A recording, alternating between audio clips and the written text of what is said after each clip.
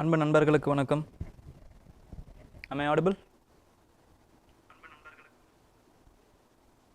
Okay. Okay, we shall start now. Audible? Good afternoon. Yes, okay, good, super. So, with respect to today's news, number 22, 23, 24. ஓகேங்களா, அந்த வாரத்தோட அந்த நியூஸஸ்லாம் பார்க்க போகிறோம். அந்த நாளோட நியூஸஸ் பெருசாக நியூஸஸ் வரல பிகாஸ் ஆஃப் ட்ரம்ப் எஃபெக்ட். ஓகேங்களா, ஃபுல்லாக ட்ரம்ப்பை கிரிட்டிசைஸ் பண்ணி அவர் டேரிஃப் அந்த நியூஸஸ்லாம் தான் வந்துட்டு இருந்துச்சு. அதுக்கப்புறம் ட்ரம்ப் வந்ததுக்கப்புறமா இப்போ என்னென்னலாம் ஆக போகுது அப்படின்ட்டு நிறைய பேர் வந்து கிரிட்டிசைஸ் பண்ணி போட்டிருந்தாங்க. ஸோ அது ஒரு செஷனாக நம்ம வந்து இப்போ பிளான் பண்ண போகிறோம். இப்போ அதாவது வந்து ட்ரம்ப் செஷன், ட்ரம்ப்னால மட்டும் இன்டர்நேஷ்னல் ரிலேஷன்ஸில் என்ன மாதிரி ஆக போகுதுங்கிறத நான் ஹோலிஸ்டிக்காக ஒரு வியூ வந்து உங்களுக்கு கொடுக்க போகிறேன். ஓகேங்களா, மற்றபடி என்விரான்மெண்ட்லேயும் பெரிய நியூஸஸ் இல்லை, பாலிட்டிலையும் பெரிய நியூஸஸ் இல்லை. இன்டர்நேஷ்னல் ரிலேஷன்ஸ் தான் it has been filled with many newses. So அதை நம்ம பார்த்துட்டாலே இந்த 3 நாளுடைய இது வந்து இட் வில் பி கவர்டுன்னு நான் நினைக்கிறேன். ஓகேங்களா, ஸோ இந்த note of it polity and கவர்னன்ஸில் ஃபஸ்ட்டு நம்ம பார்க்க போகிறது it is with respect to the day Madras high court saw the recommendation of Manmohan Singh's disqualification. ஓகேங்களா, ஸோ இதில் நம்ம நிறைய இன்ட்ரிகசிஸ் புரிஞ்சிக்கலாம். இந்த ஆர்டிக்கல் என்ன பேசுது அப்படின்னு பார்த்தீங்கன்னா, மன்மோகன் சிங் அந்த டைமில் ஹி வாஸ் அ கவர்னர். ஓகேங்களா, ஆர்பிஐ கவர்னராக இருந்தார். அதுக்கப்புறமா வந்து பிரைம் மினிஸ்டருடைய அட்வைசராக இருந்தார். ஓகேங்களா, எக்கனாமிக் அட்வைசர் ஆஃப் பிரைம் மினிஸ்டராக இருந்தார்.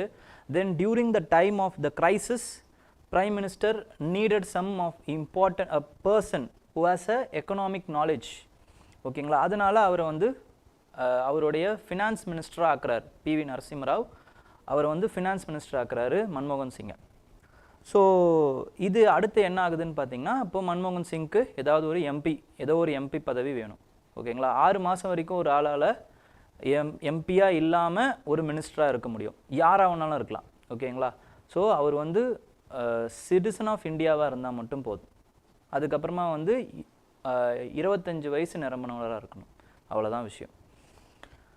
ஸோ இந்த மாதிரி இருக்கும் பொழுது என்ன ஆகுது அப்படின்னு பார்த்தீங்கன்னா, இப்போ ராஜ்யசபா வேணும்னா 30 வயசு நிரம்பினவராக இருக்கணும். அவ்வளோதான். ஓகே, அப்போ இப்படி இருக்கும் பொழுது அவருக்கு ஒரு எம்பி பதவி கொடுக்கப்படுது. எதுலேருந்து அப்படின்னு பார்த்தீங்கன்னா, ராஜ்யசபையிலேருந்து அசாம்லேருந்து தேர்ந்தெடுக்கப்படுறாரு. பட் அந்த டைமில் டியூரிங் தட் டைம் 1992-93லாம் தேர் வாஸ் அ ப்ரொவிஷன். ஓகேங்களா, அது என்ன ப்ரொவிஷன்னா, அந்த ராஜ்யசபையில் தேர்ந்தெடுக்கப்படுற ஒருத்தர் he or she should be domicile in that state அப்படின்ட்டு. அதாவது அங்கே இருக்கக்கூடிய பெர்மனண்ட் மெம்பராக ஓட்டு போடக்கூடியவராக இருக்கணும். யாருமே வேற யாரோ ஒருத்தரை வந்து நீங்கள் ரேண்டமாக போயிட்டு தேர்ந்தெடுக்க முடியாது. அந்த டைமில் அந்த ஒரு ப்ரொவிஷன் இருந்துச்சு. ஸோ இதன் அடிப்படையில் மன்மோகன் சிங் அவர்கள் என்ன பண்ணுறாரு அப்படின்னா, இது அசாமுடைய சீஃப் மினிஸ்டருடைய ரெசிடென்ஸில் இவர் வந்து அந்த அட்ரஸை இவரோட அட்ரஸாக வாங்கி நான் அங்கே இருக்கா மாதிரி வந்து ஃபைல் பண்ணி அவர் வந்து ராஜ்யசபையிலேருந்து தேர்ந்தெடுக்கப்படுறார். ஸோ இதை எதிர்த்து யார் வந்து இது ஒரு கேஸ் போடுறாங்க அப்படின்னா வந்து சென்னையில் மெட்ராஸ் ஹைகோர்ட்டில் ஒருத்தர் வந்து கேஸ் போடுறாரு. இந்த ஒரு கேஸை வந்து சொல்கிறாரு. என்னன்னு சொல்கிறாருன்னா, is inflicting the writ petition of mandamus. ஓகேங்களா, மேண்டமஸ் அப்படிங்கிறது என்னன்னு பார்த்தீங்கன்னா, பை வாட் அத்தாரிட்டி அப்படின்வாங்க. ஸோ அந்த இதில் வந்து அவர் வந்து எடுத்துகிட்டு வரும் பொழுது அவர் என்ன சொல்கிறாருன்னா, he was not a permanent resident there, he is not domicile. So அதுவே வந்து என்ன அப்படின்னு பார்த்தீங்கன்னா, it has been forged.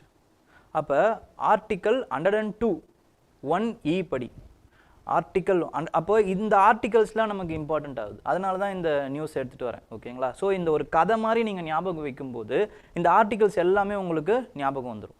ஓகேங்களா, அப்போ ஆர்டிக்கல் 102(1)(e) படி என்ன அப்படின்னா, a person can be disqualified based on the law of the parliament. யாரால் டிஸ்குவாலிஃபை பண்ண முடியும்னா அது அடுத்த ஆர்டிக்கலில் இருக்குது, 103.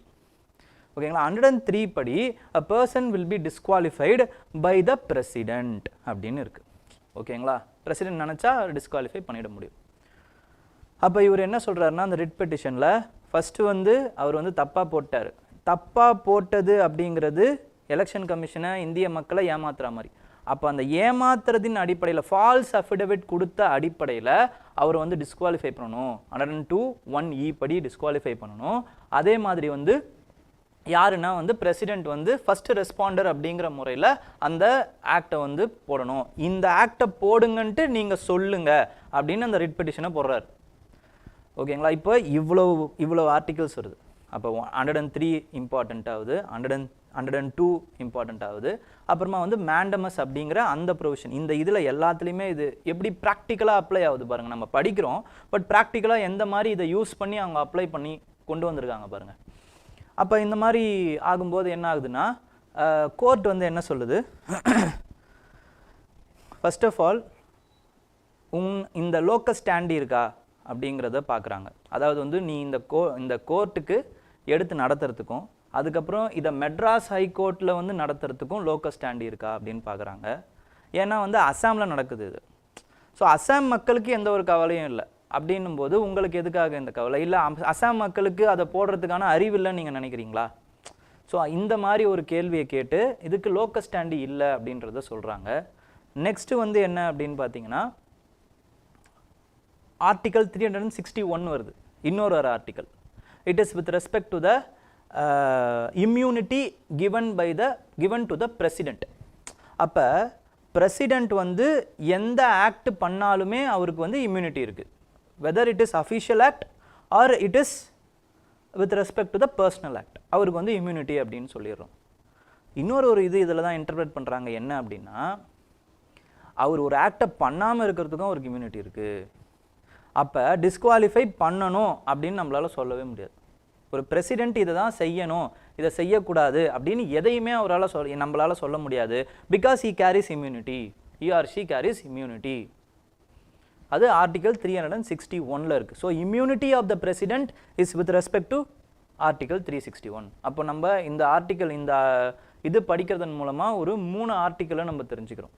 அதுக்கப்புறம் அந்த டைமில் அதாவது வந்து ராஜ்யசபா உறுப்பினர்கள் வந்து சேரணும் அப்படின்னா, எடுக்கணும் அப்படின்னா, அந்த டொமசைல் ஆஃப் த ஸ்டேட்டில் இருக்கணும் அப்படிங்கிறத, பெர்மனன்ட் ரெசிடென்ட் ஆஃப் தட் ஸ்டேட்டாக இருக்கணுங்கிறதையும் ஒரு டீட்டெயில்டாக தெரிஞ்சுக்கிறோம்.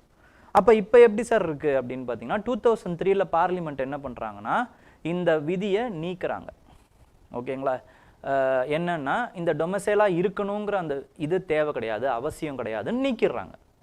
அப்போ அதன் அடிப்படையில் தான் இப்போ யார் வேணாலும் எங்கேருந்து வேணாலும் ராஜ்யசபாவில் உறுப்பினராக ஆக முடியும். ஃபார் எக்ஸாம்பிள், நிர்மலா சீதாராமன் அவர்கள் கர்நாடகாவில் ரெப்ரசன்ட் பண்ணி தான் அவங்க வந்து ராஜ்யசபாவுக்கு போயிருக்காங்க.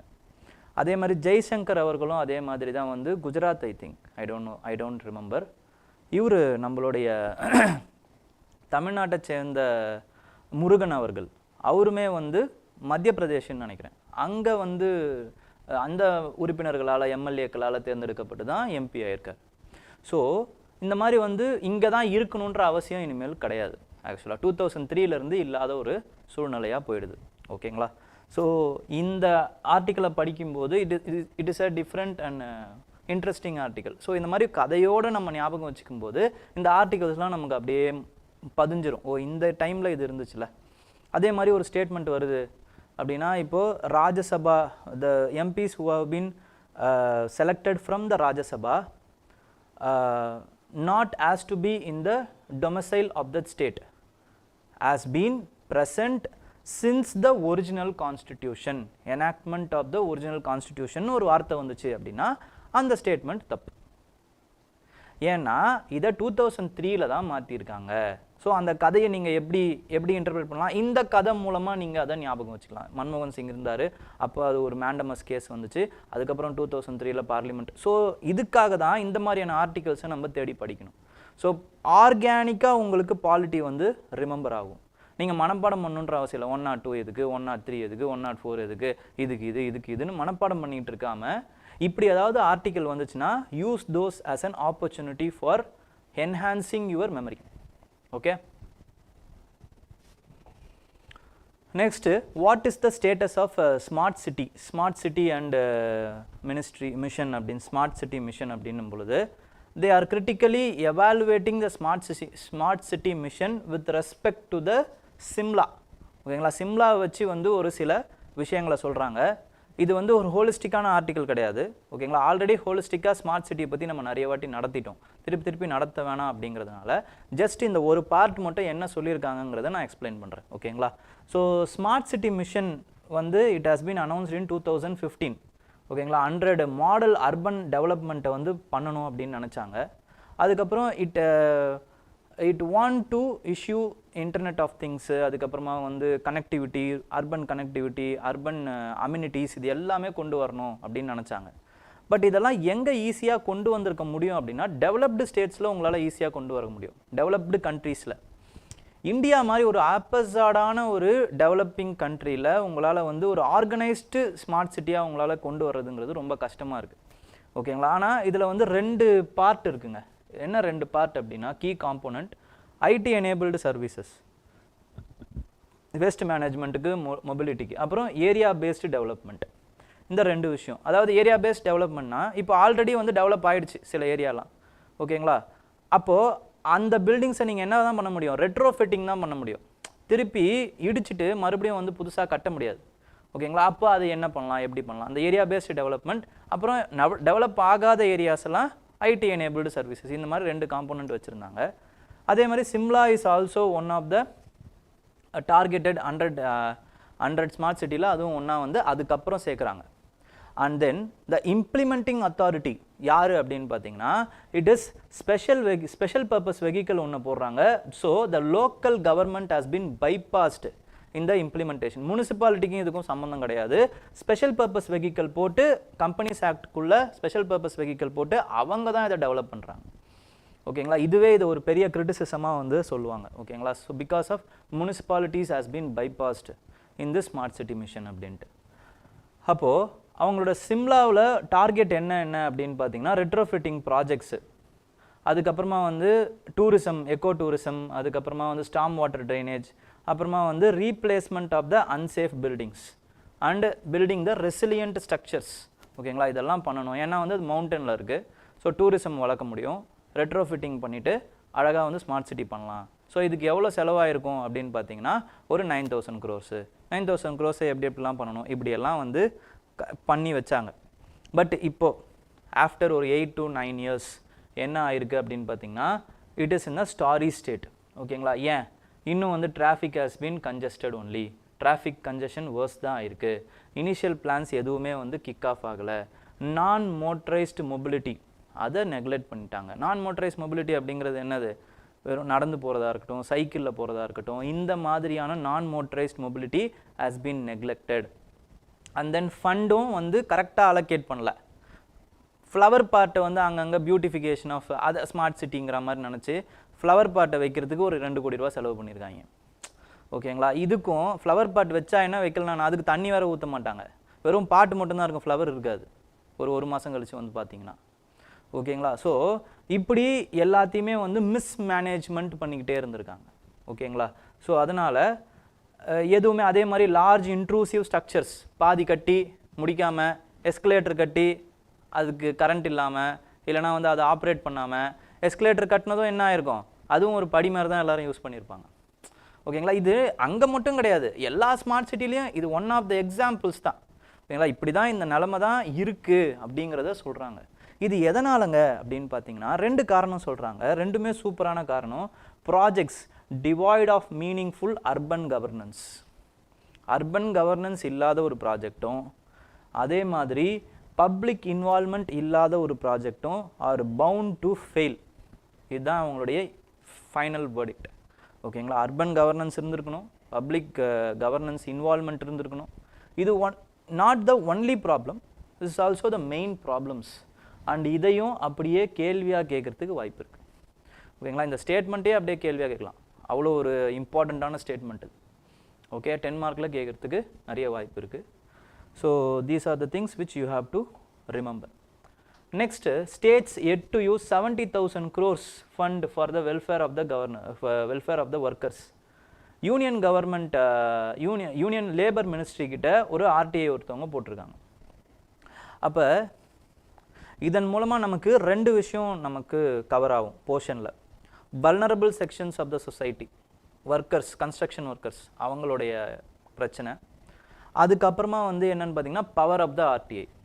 ஓகேங்களா? So RTI is equal to transparency. So இது நமக்கு தெரியும். ஓகேங்களா? டிரான்ஸ்பரன்சி, ஃபண்ட் அலோகேஷன், எத்திக்ஸில் நீங்கள் யூஸ் பண்ணலாம். ஸோ இது வந்து என்னென்னு பார்த்தீங்கன்னா this can be used for your examples. இது எல்லாமே எக்ஸாம்பிள். இந்த மாதிரி தான் கரண்ட் அஃபேர்ஸ்லேருந்து எக்ஸாம்பிளாக எடுத்து you have to integrate with your static points. ஓகேங்களா? அப்போ பார்த்தீங்கன்னா ஆர்டிஐ போடும்போது செஸ் வந்து போட்டிருக்காங்க. According to the construction act, building and other construction workers act in 2005 போட்டிருக்காங்க.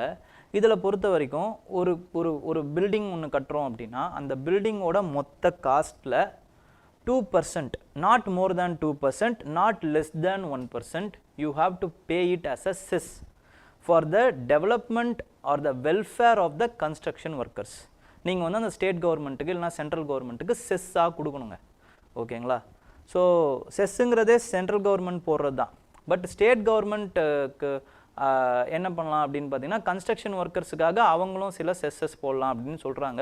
But I am not sure about it. ஓகேங்களா? இந்த ஆர்டிக்கல் படி அதை சொல்கிறாங்க. ஓகே, ஸோ த செஸ் பார்த்தீங்க அப்படின்னா அதோ centre and the state governments did not help the construction workers during the exodus of the villages. இந்த செஸ்ஸஸ் எல்லாம் அவங்க யூஸ் பண்ணவே இல்லை.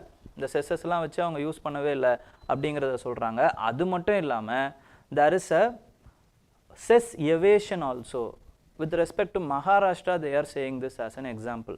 So மகாராஷ்டிராவில் பொறுத்த வரைக்கும் பார்த்தீங்க அப்படின்னா கிட்டத்தட்ட 19 இயர்ஸில் 19,000 crores தான் செஸ்ஸாக வந்து கலெக்ட் ஆகிருக்கு. அப்படின்னா என்ன அர்த்தம்னா ஒரு வருஷத்துக்கு 1,00,000 கோடி வந்து இப்போ 1% மினிமம் போட்டாலே 1 lakh crores-க்கு தான் வந்து கன்ஸ்ட்ரக்ஷன் ஆக்டிவிட்டி நடந்திருக்குங்கிற மாதிரி தான் அதுக்கான அர்த்தம்.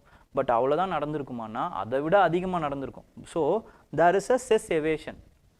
ஓகேங்களா? அப்போ கிளியராக வந்து அந்த கன்ஸ்ட்ரக்ஷன் ஓனர்ஸு அவங்களாம் என்ன பண்ண மாட்டாங்கன்னா அவங்களுடைய அந்த கணக்கை வந்து கரெக்டாக காட்ட மாட்டாங்க அப்படிங்கிற இந்த கம்ப்ளைண்ட்டும் ஆர்டிஐ மூலமாக நமக்கு வெளில வந்திருக்கு. ஓகே, ஸோ இதெல்லாம் நீங்கள் எக்ஸாம்பிள்ஸாக you can write. Okay, international relation வந்துட்டார் ட்ரம்ப். ஓகேங்களா? So with respect to it இப்போ பார்த்தீங்க அப்படின்னா he has declared that the end of US citizenship by birth. அதாவது எல்லாருக்குமே வா அப்படின்னு கேட்டிங்கன்னா கிடையாது. என்னென்னா இப்போ there is a law with respect to US citizenship. அதாவது யார் யாரெல்லாம் பிறக்கிறாங்களோ by birth whoever it may be they will grant US citizenship for them. ஓகேங்களா? அப்போ இப்போ யாராவது ஒருத்தவங்க வந்து பெர்மனண்ட் ரெசிடென்சியில் வராமல் டெம்ப்ரவரி வீசாவில் வராங்கன்னு வச்சுக்கோங்க. டெம்ப்ரவரி வீசாவில் வராங்க. அப்படி இல்லைன்னா வந்து என்னன்னு பார்த்தீங்கன்னா படிக்கிறதுக்கு வராங்க. அவங்க வந்து கர்ப்பமாயிடுறாங்க. அவங்க கர்ப்பமானாலுமே அவங்க வந்து இங்கே யூஎஸில் வந்து குழந்தை பிறக்குது அப்படின்னா that child is eligible for the US citizenship. அப்போ இல்லீகல் மைக்ரன்ஸ்லாம் என்ன பண்ணுவாங்க அப்படின்னா வந்து இல்லீகல் மைக்ரன்ஸ் அப்படியே வந்துட்டு இங்கே யூஎஸில் வந்து குழந்தைய பெற்றுக்கிட்டு அவங்க யூஎஸ் சிட்டிசன்ஸ் ஆனதுனால யூஎஸ் சிட்டிசனான குழந்தைய நான் பாதுகாக்கணும் அப்படிங்கிறதுக்காக அவங்க சிட்டிசன்ஷிப் கேட்பாங்க. ஸோ இந்த மாதிரி இல்லீகல் மைக்ரன்ஸ்லாம் நிறைய பேர் வராங்க. நிறைய பேர் இந்த மாதிரி வந்து ஒரு லூப் ஹோலை வச்சு சிட்டிசன்ஷிப் வாங்கிடுறாங்கங்கிற பேரில் he is blocking those provisions. இது எப்போ ஃபஸ்ட்டு இந்த ப்ரொவிஷன் வருது அப்படின்னா யூஎஸ் சிட்டிசன்ஷிப்னாலே 2 வகையாக இருக்கும். ஓகேங்களா? ஜோஸ் சோலி அப்புறம் ஜோஸ் சாங்குவின். சோலி அப்படின்னா சாயில், அப்போ அங்கே பிறக்கிறவங்க, அந்த சாயிலில் பிறந்தவங்க அப்படிங்கிறவங்களுக்கு அடிப்படையில். சாங்குவின் அப்படிங்கிறவங்க பை டிசென்ட், அதாவது ரத்தம் அப்படின்னு வரும். ஓகேங்களா? By dissent.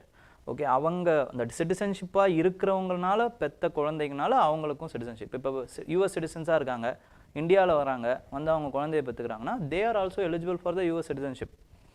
ஓகேங்களா? ஸோ இந்த மாதிரி சில ப்ரொவிஷன்ஸில் பை பர்த் அப்படிங்கிற அந்த விஷயத்தில் இல்லீகல் மைக்ரன்ஸ், இல்லீகலாக வந்து ரெசிடெண்ட்டாக இருக்கிறவங்க, டெம்ப்ரவரியாக ரெசிடென்ஸாக இருந்தவங்க, இவங்க எல்லாருக்குமே வந்து பை பர்த் வந்து சிட்டிசன்ஷிப் கிடையாது அப்படிங்கிறத சொல்லியிருக்காரு. ஓகேங்களா? இந்தியாவில் பொறுத்த வரைக்கும் நமக்கு with respect to by birth பார்த்தீங்க அப்படின்னா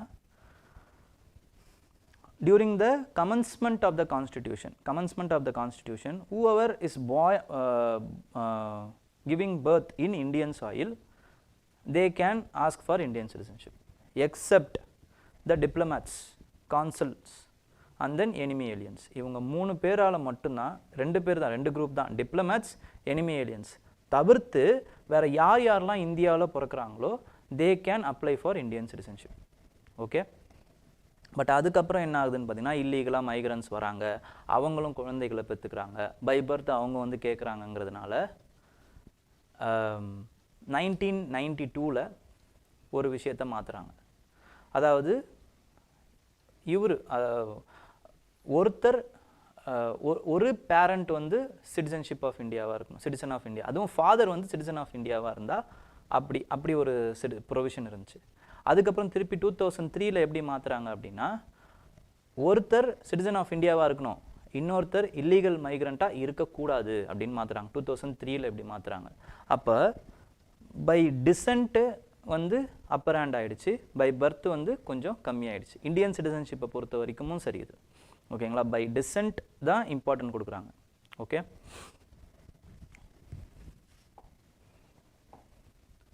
next Trump 2.0 as disruptor of the global legal order. Trump 2.0 இப்போ ட்ரம்ப்னால இப்போ ட்ரம்ப் என்னென்னலாம் பண்ணார் அப்படின்னு பார்த்தீங்கன்னா, வித் ரெஸ்பெக்ட் டு இன்டர்நேஷ்னல் அந்த ஆர்டரில் he is a great disruptor of this international order which has been set up by the US only. The very US which has been striving for the setup of the international order has been broken by the Trump only. ஓகேங்களா, இப்போ பார்த்தீங்க அப்படின்னா நிறைய international order has been set up by the US. For example, with respect to ட்ரேடில் என்ன பண்ணுறாங்க அப்படின்னு பார்த்தீங்கன்னா world பேங்க்கு, IMF, அதுக்கப்புறமா வந்து WTO, இது எல்லாத்தையுமே செட்டப் பண்ணுறது யூஎஸ் தான். Okay, for the establishment of the global order. And then with respect to health அப்படின்னு எடுத்துக்கிட்டிங்கனாலுமே WHO, US is the founding member of the WHO. In fact, 18% of the fund is being provided to the WHO by the US. 18% of the World Health Organization மொத்த ஃபண்டில் 18% US is giving them. ஓகேங்களா, but WTO உடைய அந்த adjudicate dispute mechanism, settlement மெக்கானிசமை வந்து காலி பண்ணதும் US தான். இன்னும் வேர்ல்டு பேங்க்கும் IMF-ஐயும் மட்டும்தான் இவங்க விட்டு வச்சுருக்காங்க. ஓகேங்களா, அதே மாதிரி வந்து யுனெஸ்கோவை கிரிட்டிசைஸ் பண்ணாங்க. யுனெஸ்கோவை கிரிட்டிசைஸ் பண்ணுறாங்க, WTO-வை கிரிட்டிசைஸ் பண்ணுறாங்க, UN-ஐ கிரிட்டிசைஸ் பண்ணுறாங்க. Everything has been every organisation, international organisation has been criticised. இன்னொன்று சொல்லணும்னா UN செக்யூரிட்டி கவுன்சில் இவங்களுடைய அனுமதியோடு தான் உங்களால் வந்து இன்னொரு கண்ட்ரிக்கு மேலே போரே தொடுக்க முடியும். இன் 2003 when George W. Bush, ஓகேங்களா, George W. Bush declared war on Iraq. Iraq மேலே வந்து வார் ஆன் டெரர், இல்லைனா வந்து அவங்க வந்து அந்த கெமிக்கல் வெப்பன்ஸ் வச்சுருந்தாங்க அப்படிங்கிற பேரில் வந்து வார் நடத்தும்போது UN security council has denied their acceptance. ஓகேங்களா, ரஷ்யா வந்து என்ன பண்ணிட்டாங்கன்னா has used their veto power. But George W. Bush instead of it, in spite of it, he has gone and waged war unilaterally. ஓகேங்களா, அப்போ இவர் தான் first president கிடையாது. ஓகேங்களா, இதுக்கு முன்னாடியும் there is presidents. பட் இவ்வளவு அப்பட்டமாக எல்லா ஆர்கனைசேஷனையும் கிரிட்டிசைஸ் பண்ணி எல்லாத்துலேருந்தும் வெளில வர்றது அப்படிங்கிறது வந்து இவர் தான். இப்போ என்விரான்மெண்ட்டை பொறுத்த வரைக்கும் இஸ் அ டிக்ளேர்டு டினையர். ஓகேங்களா, கிளைமேட் சேஞ்ச் டினையர். ஸோ அதனால் வந்து அவர் பாரிஸ் அக்ரிமெண்ட்லேருந்தும் வெளில வந்துட்டார். Paris agreement, so future of the funding of the so called developing countries இதெல்லாம் எப்படி நடக்க போகுது. And then the target of யூஎஸோடைய இன்டெண்டட் நேஷ்னலி டிட்டர்மைன்டு கான்ட்ரிபியூஷன்ஸ் அது வந்து எப்படி ஷேப் ஆக போகுது, இது எல்லாமே வந்து it is a $1 million question. And they are bound to fail அப்படிங்கிறாங்க. ஏன்னா இப்போ இன்னும் ஒரு 4 years இருக்குது. இந்த 4 years வந்து ட்ரம்ப் தான் இருக்க போகிறாரு. இப்போ ட்ரம்ப் இருக்க போகிறாரு அப்படின்னா he is not going to allocate any a single dollar for the adaptation or mitigation works of the climate change. அப்படின்னும்போது the share of the US for the carbon emission is going to increase. ஓகேங்களா, decrease ஆகிறத விட்டுருங்க, it is going to increase அப்படிங்கிறாங்க. Because he is going to allocate many licenses for drilling Alaska oil, அந்த இதெல்லாம் ரிக்ஸ் எல்லாம் வந்து drill பண்ணுறதுக்கு நிறைய லைசன்ஸ் கொடுக்க போகிறாரு. இன்னும் கிரீன்லாண்டை வாங்க போகிறேன்றாரு. அப்புறம் பனாமா கேனலை வாங்க போகிறேன்றாரு. பனாமா கேனல் எனக்கு வேணுன்றாரு. ஓகே, அதுக்கப்புறம் கனடாவை 51st ஸ்டேட்டாகவே மாற்றணுன்றாரு. ஓகேங்களா, நீங்கள் வந்துருங்க, எதுக்கு அங்கே தனியாக இருந்துக்கிட்டு கஷ்டப்பட்டுக்கிட்டு, நீங்களும் வந்துருங்க அப்படின்றாரு. ஸோ இந்த மாதிரி வந்து நிறைய வேலைங்களை இவர் வந்து பார்த்துட்ருக்கார். அப்போ இந்த மாதிரியான அக்ரெசிவ் ப்ரொவகேட்டிவ் ஸ்டேட்மெண்ட்ஸ் இருக்குல்ல, these are all given by the so called அந்த imperialist countries which lived during the 19th century. அந்த 19th centuryயோட மனநிலையில் தான் இன்னும் ட்ரம்ப் இருக்கார். இப்போ நம்ம 21st centuryயில் இருக்கோம், பட் 200 வருஷம் பின்தங்கி இருக்கார் அவர். ஓகேங்களா, அப்போ இதெல்லாம் என்னன்னு பார்த்தீங்கன்னா, it is a direct violation of UN charter. Direct violation of UN charter, UN சார்ட்டருடைய direct violation. And this will also embolden the other imperialistic countries like Russia and China. இவங்களையும் அது வந்து எம்போல்டு பண்ணும்ல. இப்போ யூஎஸ் வந்து இங்கெல்லாம் போகுது அப்படின்னும் போது this will give them ample reason for expanding their own ambitions. Russia உக்ரைனை போயிட்டு ஃபுல்லாக அவங்க ஆக்குபை பண்ணுறதுக்கு வாய்ப்பு இருக்குது. சைனா வந்து என்ன பண்ணலாம் அப்படின்னு பார்த்தீங்கன்னா, தைவானை போய் அட்டாக் பண்ணலாம். அதுக்கப்புறம் ஹாங்காங்கை பிடிச்சி வச்சுக்கலாம். ஹாங்காங் ஒன்றும் ப்ராப்ளம் இல்லை. தைவான் வந்து அவங்க தனி கண்ட்ரின்றாங்க, ரஷ்யா சைனா வந்து அதை ஏற்றுக்க மாட்டுறாங்க. ஸோ தைவானையும் சேர்த்துக்கலாம், சவுத் ஈஸ்ட் ஏஷியன் கண்ட்ரிஸையும் சேர்த்துக்கலாம். சைனா இன்னும் ஆசைப்படுறது இந்தியாவையும் சேர்த்துக்கணும் அப்படிங்கிறது. ஸோ எல்லாத்தையும் சேர்த்துக்கும் அப்படின்னா. ஓகேங்களா, ஸோ இந்த மாதிரி வந்து நிறைய ப்ராப்ளம்ஸ் வந்து is disrupting Trump as a great disruptor of the world order அப்படிங்கிறது இதுக்காக தான் சொல்கிறாங்க. ஓகேங்களா, next is also effectively pulled out of the global corporate tax deal. 2021 என்ன ஆகுது அப்படின்னு பார்த்தீங்கன்னா, Biden government has negotiated with the 140 countries for protective taxation. ஓகேங்களா, எப்படின்னா குளோபல் கார்ப்பரேட்ஸ் இருக்காங்க அப்படின்னா அவங்களுக்கு minimum they have to give 15% of their turnover அப்படிங்கிற மாதிரி. டர்ன் ஓவரை ப்ராஃபிட்லேருந்து 15% வந்து தே ஹாவ் டு கிவ் அப்படிங்கிறது எல்லாருமே வந்து ஒரு கன்சென்சஸ் மாதிரி ஏற்படுத்துகிறாங்க.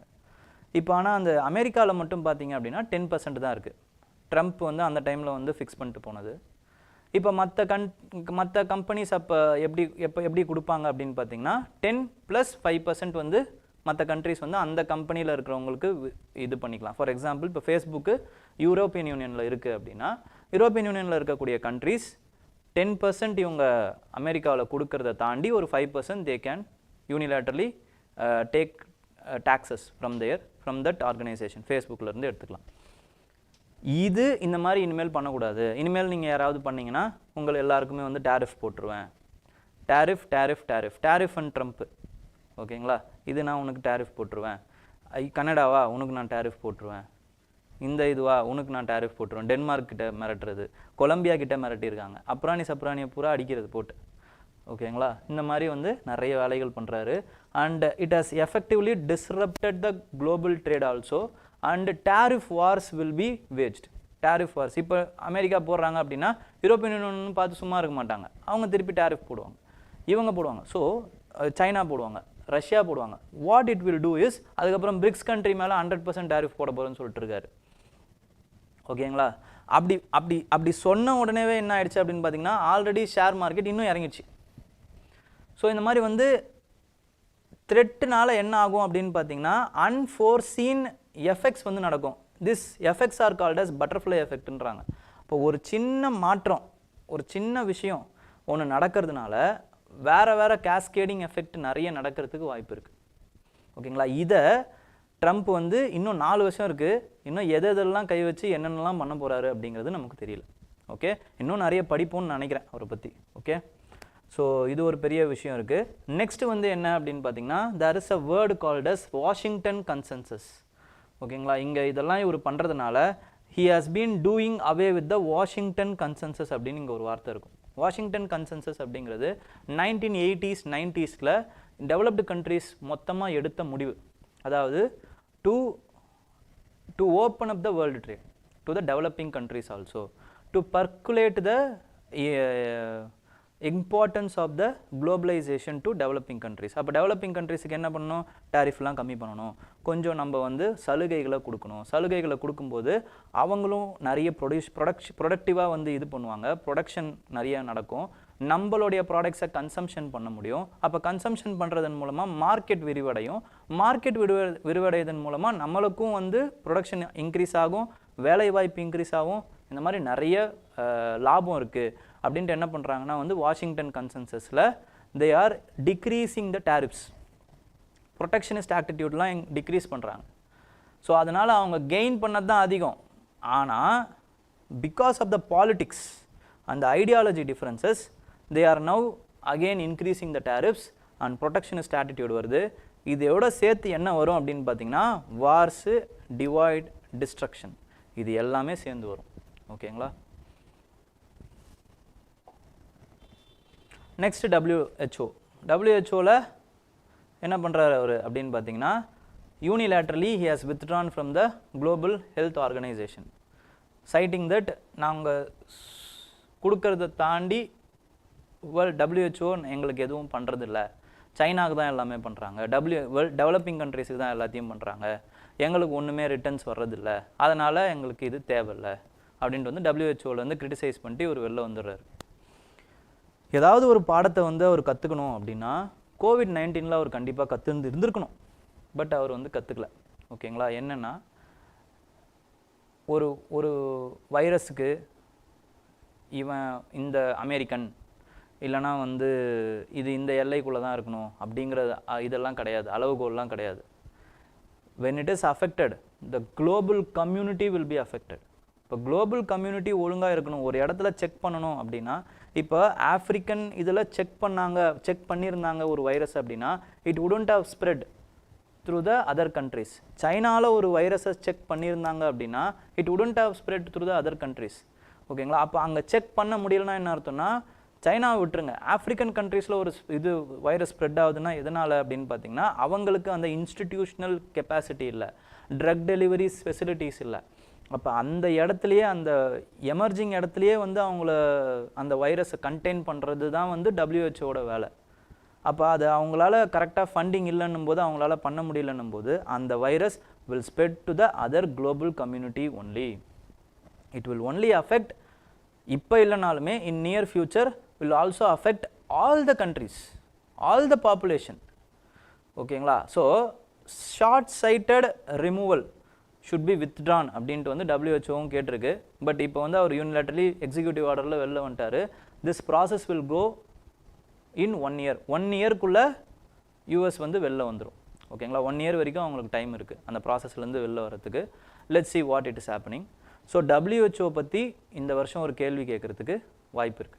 ஓகேங்களா? WHO ஒரு கேள்வி இருக்குது. US is the founding member of WHO. Okay. Next, with respect to Chinese moves must recast India's critical mineral push. இந்த critical mineral பற்றி நம்ம வந்து நிறைய வாட்டி பேசிட்டோம். ஓகேங்களா? இதே தான் திருப்பி தான் சொல்கிறாங்க. எழுதினவங்களே தான் இங்கேயும் எழுதியிருக்காங்க. தக்ஷஷிலா இன்ஸ்டிடியூஷன்லேருந்து தான் போன வாட்டி ஒரு ஆர்டிக்கல் ஒன்று நான் பேசியிருப்பேன். India is depend on China, 40% of critical minerals China அப்படின்ட்டு. அதே ஆர்டிக்கல் எழுதினவங்க தான் அதே பாயிண்ட்ஸ் தான் திருப்பி ரீட்ரேட் பண்ணுறாங்க. ஓகேங்களா? இதில் ஸோ அதனால் வந்து பெருசாக எக்ஸ்பிளைன் பண்ணுறதுக்கு ஒன்றும் இல்லை. பட் ஜென்ரலாக சொல்லணும் அப்படின்னா China is weaponising the critical minerals. ஓகேங்களா? கிரிட்டிக்கல் மினரல்ஸை அவங்க வெப்பனைஸ் பண்ணுறாங்க. But strategically they are weaponising it. ஓகேங்களா? எப்படி ஸ்ட்ராட்டஜிக்கலினா 2 விஷயம் அவங்க பண்ணுறதில்ல. ஒன்று, எந்தெந்த கிரிட்டிக்கல் மினரல்ஸ்லாம் நம்ம வந்து எக்ஸ்போர்ட் பாலிசியை வந்து தவிர்க்கணுமோ, அதாவது வந்து இந்த மினரல்ஸ் எல்லாம் வந்து நம்ம எக்ஸ்போர்ட் பண்ணக்கூடாதுன்னு சில லிஸ்ட் வச்சுருக்காங்க. அதெல்லாம் எதில் சேர்க்கலை அப்படின்னா இதெல்லாம் எக்ஸ்போர்ட் பண்ணாதான் என்னுடைய நான் நம்பி இருக்கக்கூடிய அந்த லோக்கல் ப்ராடக்ட்ஸு எனக்கு வரும் அப்படிங்கிற மினரல்ஸை அவங்க விட்டுடுறாங்க, அந்த லிஸ்ட்டில் சேர்க்கறது இல்லை. அதே மாதிரி என்னுடைய லோக்கல் இண்டஸ்ட்ரி இருக்குல்ல அது வந்து பாதிக்காத மினரல்ஸ் எதுவோ அதையும் அவங்க நிறைய எக்ஸ்போர்ட் பண்ணிடுறாங்க. மற்ற மினரல்ஸ்லாம் இருக்குல்ல whichever it is not affecting their manufacturing capacity, their what to say employment opportunity, இது எல்லாத்தையுமே வந்து அவங்களே வச்சுக்கிறாங்க. So they are weaponizing the minerals, critical minerals they are weaponizing, technology they are weaponizing. ஓகேங்களா? இந்த போக்கு என்ன பண்ணும் அப்படின்னு பார்த்தீங்கன்னா ஹெவிலி மற்ற கண்ட்ரிஸ் வந்து will be heavily depend on Chinese. ஓகேங்களா? நாளடைவில் அப்போ நாளடைவில் டிபெண்ட் ஆகும் பொழுது China will have a great leverage, they can play a great leverage like US. அப்போ என்ன பண்ணலாம் அப்படின்னா சைனீஸ் எண்ணில் தான் நீங்கள் வந்து இந்த இதை வாங்கணும், இந்த மினரல்ஸை அப்படி தான் வாங்கணும் அப்படின்னும் போது டாலருக்கே அது ஒரு பெரிய ஆபத்தாக வர்றதுக்கு வாய்ப்பு இருக்குது. இப்போ ஏன் டாலர் வந்து இன்டர்நேஷ்னல் இது கரன்சியாக இருக்குன்னா because it will be the dollar, அந்த ஆயில் இருக்குல்ல அது வந்து it will be taken from the giving dollar only. ஓகேங்களா? டாலரை கொடுத்து தான் ஆயில் நீங்கள் வாங்கிட்டு இருக்கீங்க, ஆயிலெலாம் வாங்கிட்டு இருக்கீங்க. அந்த அக்ரிமெண்ட் சவுதி அரேபியா கிங்கு கூட இவர் ரூஸ்வெல்ட் போட்ட அக்ரிமெண்ட்னால தான் dollar is being a currency of international importance. நம்ம ஏன் டாலர்ஸை வந்து ஸ்டாக்கில் வைக்கிறோம், ஃபாரெக்ஸ் ரிசர்வில் வைக்கிறோம் அப்படின்னா பிகாஸ் ஆயில் நமக்கு தேவை. ஆயில் எதுலேருந்து வரும் அப்படின்னா டாலர் கொடுத்தீங்கன்னா தான் ஆயில் வரும். இப்போ இதுவே நாளை பின்ன என் கொடுத்தா தான் ஆயில் வரும் அப்படின்னா yen will become the international currency. That's all. அது எப்படி பண்ண முடியும்? ஆயிலோட இம்பார்ட்டன்ஸ் குறைஞ்சிட்டே வருது. இன்னும் ஒரு 50 வருஷம் 60 வருஷம் அவ்வளோதான் ஆயில்ஸ். மற்ற கண்ட்ரிஸ் எல்லாருமே என்ன பண்ணிடுவாங்க, ரெனியூபிள் எனர்ஜி கிட்ட போயிடுவாங்க. ரெனியூபிள் எனர்ஜின்னும் போது யூ நீட் ஸ்டோரேஜ் பேட்டரி அப்படின்னும் போது lithium cobalt is the main king. அப்போ லித்தியம் கோபால்ட் யார்கிட்ட இருக்கும் அப்படின்னு பார்த்தீங்கன்னா ப்ரொடக்ஷன், அதுக்கப்புறம் distribution, supply chain all will be controlled by the China. அப்போ சைனா சொல்கிறது தான் காசு, சைனாவுடைய காசு தான் இன்டர்நேஷ்னல் கரன்சி. ஓகேங்களா? இந்த அடிப்படையில் தான் அவங்க போயிட்டுருக்காங்க. அப்போது இதை தெரிஞ்சுக்கிட்ட எல்லா கண்ட்ரிஸும் தான் என்ன பண்ணுறாங்கன்னா they are forming their own supply chains. So alternative supply செயினுக்கு போகிறது. அதுக்கப்புறம் டென்மார்க் ஏன் கிரீன்லாண்ட் வேணும்னு நினைக்கிறாங்க அப்படின்னு பார்த்தீங்கன்னா யூஎஸ் கிரீன்லாண்டில் கிட்டத்தட்ட 25 types of critical minerals are there. Mineral capacity அங்கே இருக்குது. அப்போ யூஎஸோடைய செல்ஃப் சஃபிஷியன்சிக்கு Greenland is a must have place. ஓகேங்களா? இதெல்லாம் தெரிஞ்சுக்கிட்டு தான் கிரீன்லாண்டை வந்து வேணும்னு நினைக்கிறாங்க US. So making Greenland great again அப்படின்ட்டு ஒரு ஆக்டே போட்டிருக்காங்க, பாஸ் பண்ணியிருக்காங்க. ஓகே, அப்போது இவ்வளவு அந்த ஸ்ட்ராட்டஜிக் சிக்னிஃபிகன்ஸ் இருக்குது அரவுண்ட் த கிரிட்டிக்கல் மினரல்ஸ். அப்போ கிரிட்டிக்கல் மினரல்ஸை நம்ம என்ன பண்ணியிருக்கோம் அப்படின்னா கிரிட்டிக்கல் மினரல் அசோசியேஷனில் நம்ம சேர்ந்துருக்கோம் ஃபர்ஸ்ட் ஆஃப் ஆல். அதுக்கப்புறமா வந்து லோக்கல் கிரிட்டிக்கல் மினரல்ஸ் ப்ரொடக்ஷன் அதை கெப்பாசிட்டியை இன்க்ரீஸ் பண்ணுறதுக்கு நிறைய வேலைகளை பண்ணியிருக்கோம். கபில் அப்படிங்கிற அந்த ஆர்கனைசேஷனை ஸ்டார்ட் பண்ணியிருக்கோம். அதுக்கப்புறம் கிரிட்டிக்கல் மினரல்ஸ் எக்ஸ்ப்ளோரேஷன் பாலிசியை வந்து நம்ம வைடன் பண்ணியிருக்கோம். எப்படி வைடன் பண்ணியிருக்கோம்னா அட்டாமிக் மினரல்ஸ்னு சிலதெல்லாம் இருக்குது, அதெல்லாம் கவர்மெண்ட்டால் மட்டும்தான் எக்ஸ்ப்ளோர் பண்ண முடியும். அந்த அட்டாமிக் மினரல்ஸுங்கிற கேட்டகரியிலேருந்து ஒரு 6 மினரல்ஸை தூக்கியிருக்காங்க. அப்போ யார் ஒன்றாலும் ப்ரைவேட் பிளேயர்ஸ் கூட அதை வந்து எக்ஸ்ப்ளோர் பண்ணலாம். ஸோ இந்த மாதிரியான விஷயங்கள் பண்ண முடியும். நெக்ஸ்ட்டு அப் ஃப்ரண்ட்டில் நம்ம என்ன பண்ணியிருக்கோம் அப்படின்னு பார்த்தீங்கன்னா இப்போது எக்ஸ்ப்ளோர் பண்ணிட்டோம், பொட்டென்ஷியல் தெரிஞ்சு அப்போது எக்ஸ்ப்ளோரேஷன் பொட்டென்ஷியல் தெரியறதுக்குன்னு ஒரு காஸ்ட் ஆகும்ல, அதை மைனிங் பண்ணும்போது அந்த காஸ்ட்டை 50% ரீஇம்போஸ் பண்ணுறாங்க. ஸோ இந்த பாலிசிஸ்லாம் வந்து கொண்டு வந்திருக்காங்க. ஓகேங்களா? பட் இவ்வளோ கொண்டு வந்துமே இந்த பொட்டென்ஷியல் சைட்ஸ்ன்னு சிலதெல்லாம் கண்டுபிடிச்சிருக்கோம். இப்போ லித்தியம் வந்து Jammu and Kashmir lithium reserves வந்து ஜம்மு அண்ட் காஷ்மீரில் இவ்வளோ டன்ஸ் இருக்குது அப்படிங்கிற இந்த பொட்டென்ஷியல் இருக்குது அப்படிங்கிறதெல்லாம் கண்டுபிடிச்சிருக்காங்க. ஆனால் அதை எக்ஸ்ப்ளோர் பண்ணுறதுக்கு யாருமே முன் வரல. ஏன் முன் வரல அப்படின்னா because of the information distrust அப்படின்றாங்க. அதாவது இவ்வளோ பொட்டென்ஷியல் இருக்குதுன்னு கவர்மெண்ட் சொல்லுதில்ல, அந்த potential is not equal to the true பொட்டென்ஷியல்னு எக்ஸ்ப்ளோரர்ஸ் வந்து பிலீவ் பண்ணுறாங்க. அப்போ கரெக்ட் கம்யூனிகேஷன் சேனல் இல்லை. அதே மாதிரி வந்து எக்ஸ்ப்ளோரேஷன் பாசிபிலிட்டிஸ் இருக்குல்ல, அது இன்டர்நேஷ்னல் ஸ்டாண்டர்ட்ஸுக்கு வந்து அந்த தரத்தை வந்து நம்ம பிரிக்காமல் இருக்கும். ஓகேங்களா? அது மட்டும் இல்லாமல் ஹியூஜ் அப்ஃப்ரண்ட் காஸ்ட் இருக்குது. அப்போ என்ன பண்ணலாம், செமிகண்டக்டர்ஸுக்கு ஃபாலோ பண்ண அதே ஸ்ட்ராட்டஜியை நம்ம இப்போயும் ஃபாலோ பண்ணலாம். செமிகண்டக்டர் வந்து நம்ம மேனுஃபேக்சரிங் பண்ணணும் அப்படிங்கிறதுக்காக நிறைய இன்சென்டிவ்ஸ் கொடுக்குறோம். அதாவது அப்ஃப்ரண்ட்டில் உனக்கு எவ்வளோ காஸ்ட் ஆகும் அதை முதல்ல நான் கொடுத்துட்றேன். அப்போ நீ ஒரு இதுவை இண்டஸ்ட்ரியை ஓப்பன் பண்ணி அதுக்கப்புறம் அதை மேனுஃபேக்சரிங் போயிட்டு மார்க்கெட் போயிட்டு அப்புறம் தான் உனக்கு ப்ராஃபிட் வரணும்னா ஹியூஜ் அப்ஃப்ரண்ட் காஸ்ட் வரும் உனக்கு. அந்த காஸ்ட்டை நான் முதலே கொடுத்துட்றேன், நீ தைரியமாக ஆரம்பி. அந்த ஆரம்பித்து அதுக்கப்புறம் இது ப்ராஃபிட் வந்ததுக்கப்புறமா நம்ம திருப்பி வந்து நம்ம அரேஞ்ச்மெண்ட் பண்ணிக்கலாம். ஸோ அதே arrangement should be given to this. அப்போது எக்ஸ்ப்ளோரேஷன் பாசிபிலிட்டி அந்த எக்ஸ்ப்ளோர் பண்ணும்போதே அப்ஃப்ரண்ட் காஸ்ட்டை வந்து நம்ம முதல்ல அந்த கம்பெனிஸுக்கு கொடுக்க முன் வந்தால் then the participation of the international companies அதையும் வந்து நம்ம வந்து சரி பண்ணோம் அப்படின்னா then the mineral exploration of critical minerals will be a important thing.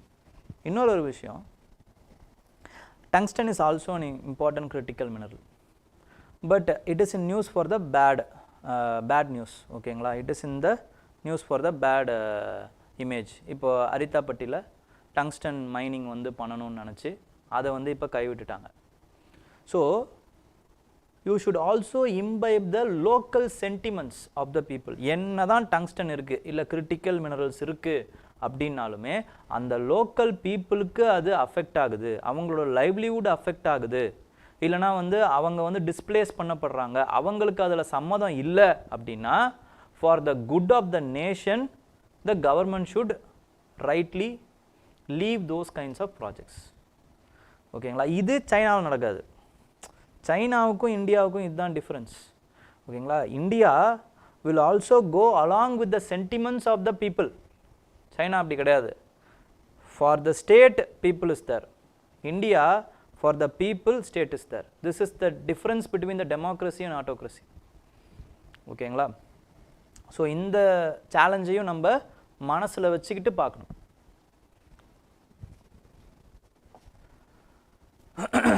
Competent to judge Indus water treaty dispute. So Indus water treaty வந்து நம்ம இதில் பார்த்துருவோம். இதில் பார்த்தீங்க அப்படின்னா Indus water treaty வந்து it has been organized by World Bank. ஓகேங்களா, brokered by World Bank 1960s brokered by World Bank. அப்போ வெஸ்டர்ன் ரிவர்ஸ் சினாப், ஜெலம், இண்டஸ் இதெல்லாம் வந்து the rights is given to Pakistan. ஓகேங்களா, அந்த ஃப்ளோயிங் வாட்டர் இருக்குல்ல, அந்த வாட்டர் ஃப்ளோவை தடுக்காமல் அந்த பொட்டென்ஷியலை நம்ம யூஸ் பண்ணிக்கலாம். மற்றபடி நம்ம அந்த வாட்டரை வந்து அந்த தடுக்கக்கூடாது.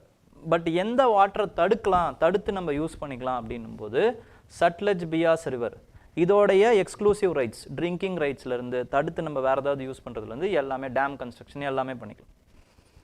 ஸோ இதுக்கு மட்டும் ஹைட்ரோ எலக்ட்ரிக் பொட்டென்ஷியலை மட்டும் இந்த இதோட ஹைட்ரோ எலக்ட்ரிக் பொட்டென்ஷியலை நம்ம யூஸ் பண்ணிக்கலாம். ஆனால் அந்த ஃபுல் ஃப்ளோவை நம்ம தடுக்கக்கூடாது.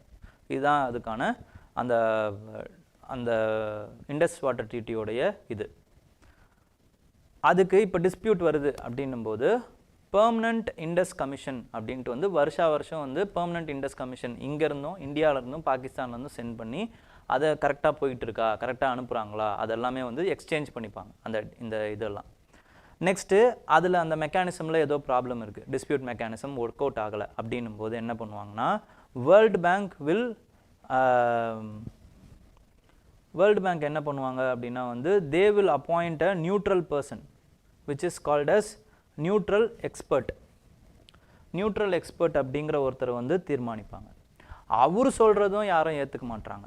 தென் there is another the matter will be going to the permanent court of arbitration, PCA அப்படின்னு சொல்லக்கூடிய permanent court of arbitrationக்கு போகும். இதுதான் வந்து dispute settlement mechanism. இப்போ 2015ல என்ன ஆச்சு அப்படின்னு பார்த்தீங்கன்னா we have constructed two important dam. ஒன்று வந்து கிஷன்கங்கா டேம், அப்புறம் இன்னொன்று வந்து ராட்டில் டேம் அப்படின்னு 2 டேம். அப்போ கிஷன்கங்கா டேமை நம்ம எங்கே பண்ணுறோம் அப்படின்னு பார்த்தீங்கன்னா ஜீலமில் பண்ணுறோம். ராட்டில் டேமை வந்து ரவியில் பண்ணுறோம். இந்த 2 டேமை வந்து 2 இடத்துல பண்ணுறோம். ஓகேங்களா, இது ரெண்டுமே வந்து என்ன ஆகுது அப்படின்னா வந்து it is making what to say செனாபில் பண்ணுறோன்னு நினைக்கிறேன். ஓகேங்களா, Ratle dam is being constructed in Chenab I think. 1 second.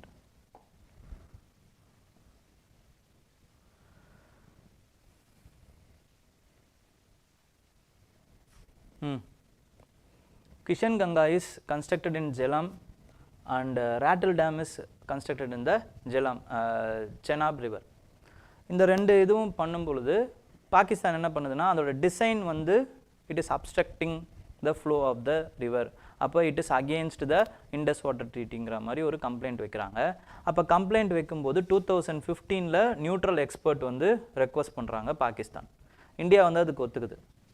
But Pakistan என்ன பண்ணுறாங்கன்னா அதுக்கும் ஒரு படி மேலே போயிட்டு பெர்மனன்ட் கோர்ட் ஆஃப் ஆர்பிட்ரேஷனுக்கும் போய் அதை சப்மிட் பண்ணிடுறாங்க. அப்போ இந்தியா அதுக்கு ஒத்துக்கல. இந்தியா என்னென்னா ஸ்டெப் பை ஸ்டெப்பாக தான் இந்த மெக்கானிசம் போகணும். ஒவ்வொரு இதுவும் எக்ஸாஸ்ட் ஆனதுக்கப்புறமா நீங்கள் அடுத்த இதுக்கு போங்க.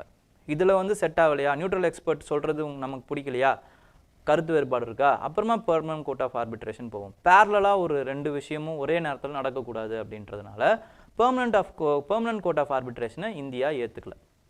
ஓகேங்களா. இப்போ வேர்ல்டு பேங்க் என்ன சொல்லியிருக்காங்க, அதே மாதிரி இந்தியா இன்னும் அடுத்து என்ன சொல்லிட்டாங்கன்னா 2023லேருந்து they have not appointed permanent Indus commission also commissions. ஏன்னா they have to renegotiate the Indus water treaty ன்னு முடிவு பண்ணிட்டாங்க. India has stated that we want to renegotiate the Indus water treaty because of the changing scenarios with respect to terrorism இருக்கட்டும், cross border அந்த இதுவாக இருக்கட்டும், இல்லைனா வந்து water ஃப்ளோவாக இருக்கட்டும், கிளைமேட் சேஞ்சாக இருக்கட்டும், பாப்புலேஷன் இன்க்ரீஸாக இருக்கட்டும், இது எல்லாமே 50 வருஷத்துக்கு முன்னாடி இப்போ எவ்வளவோ மாறி போச்சு. இன்னமும் அதே டைமில் இருந்தக்கூடிய அந்த டிஸ்ட்ரிபியூஷனே நம்மளால் வந்து யூஸ் பண்ண முடியாது. So we have to renegotiate the Indus water treaty. நீங்கள் அதுக்கு வர வரைக்கும் I will not appoint permanent Indus commission 2023லேருந்து முடிவு பண்ணிட்டாங்க இந்தியா. ஓகேங்களா. ஸோ இந்த டெவலப்மெண்ட்ஸ் இதுக்குள்ளே ஓடிக்கிட்டு இருக்கும்போது தான் 2015ல் அந்த கேட்ட அந்த நியூட்ரல் எக்ஸ்பர்ட்டை வேர்ல்டு பேங்க் என்ன பண்ணியிருக்காங்கன்னா அப்பாயிண்ட் பண்ணி he is the competent authorityன்னு சொல்லிட்டாங்க. இது இந்தியா வந்து வெல்கம் பண்ணியிருக்கு. ஆக்சுவலாக அவர் எடுக்கிறதாங்க முடிவு, பெர்மனன்ட் கோர்ட் ஆஃப் ஆர்பிட்ரேஷன்லாம் தேவையில்ல, இவர் எடுக்கிறதா முடிவுன்னு இந்த விஷயம் வந்திருக்கு. இதுக்கப்புறம் இவர் என்ன எடுக்க போகிறாரு, என்ன மாதிரியான விஷயங்கள் நடக்க போகுது அப்படிங்கிறத பொறுத்திருந்து தான் பார்க்கணும். So it is a continuing subject only. ஓகேங்களா. அப்போ இண்டஸ் வாட்டர் ட்ரீட்டியை நீங்கள் ஞாபகம் வச்சுக்கோங்க. That's all. ஓகே. அதோட மெக்கானிசம்ஸ் கேட்குறதுக்கும் வாய்ப்பு இருக்குது. India, France to work together with on the Maritime Surveillance in IOR. அதில் இன்ஃபர்மேஷன் ஃபியூஷன் சென்டர் அப்படின்னு ஒரு சென்டர் இருக்குங்க. ஓகேங்களா. இது ரொம்ப ரொம்ப important. So information fusion centre is headquarters in Gurugram ஹரியானாவில் தான் வந்து இன்ஃபர்மேஷன் எக்ஸ்சேஞ்ச் சென்டர்ஸை வந்து எஸ்டாப்ளிஷ் பண்ணியிருக்கோம். ஃபியூஷன் சென்டர் அப்படின்னு சொல்லுவாங்க. ஓகேங்களா. And there are some liaison officers, international officers in this international fusion information fusion center, okay, regarding Indian Ocean region. They will exchange the wide shipping and commercial shipping. அதாவது wide shipping அப்படின்னும்போது டிஃபென்ஸுக்கு பயன்படுத்தப்படாத cities shipping உடைய movement, அதுதான் white shipping அப்படின்னு சொல்லுவாங்க. ஓகேங்களா. அதுக்கப்புறம் commercial shipping உடைய மூவ்மெண்ட்டுடைய அந்த தகவல்களை பரிமாறிக்கிறாங்க. ஸோ இங்கே பார்த்தீங்க அப்படின்னா இது சும்மா ஒரு மைக்ரோ ஃபேக்ஸு, இதில் வேறு எதுவும் இந்த ஆர்டிக்கலில் வேறு எதுவும் இல்லாததுனால இதை மட்டும் எடுத்துகிட்டு வந்திருக்கேன். அப்போ சுகர்னோ அப்படிங்கிறவர் வந்து இந்தோனேஷியாவுடைய பிரசிடெண்ட். ஓகேங்களா, பிரைம் மினிஸ்டர். ஸோ அவர் தான் வந்து நம்மளோட ஃபஸ்ட்டு ரிப்பப்ளிக் டேவுடைய ஃபஸ்ட்டு இது யார் அப்படின்னு சீஃப் கெஸ்ட் யாருன்னு பார்த்தீங்கன்னா சுகர்னோ தான்.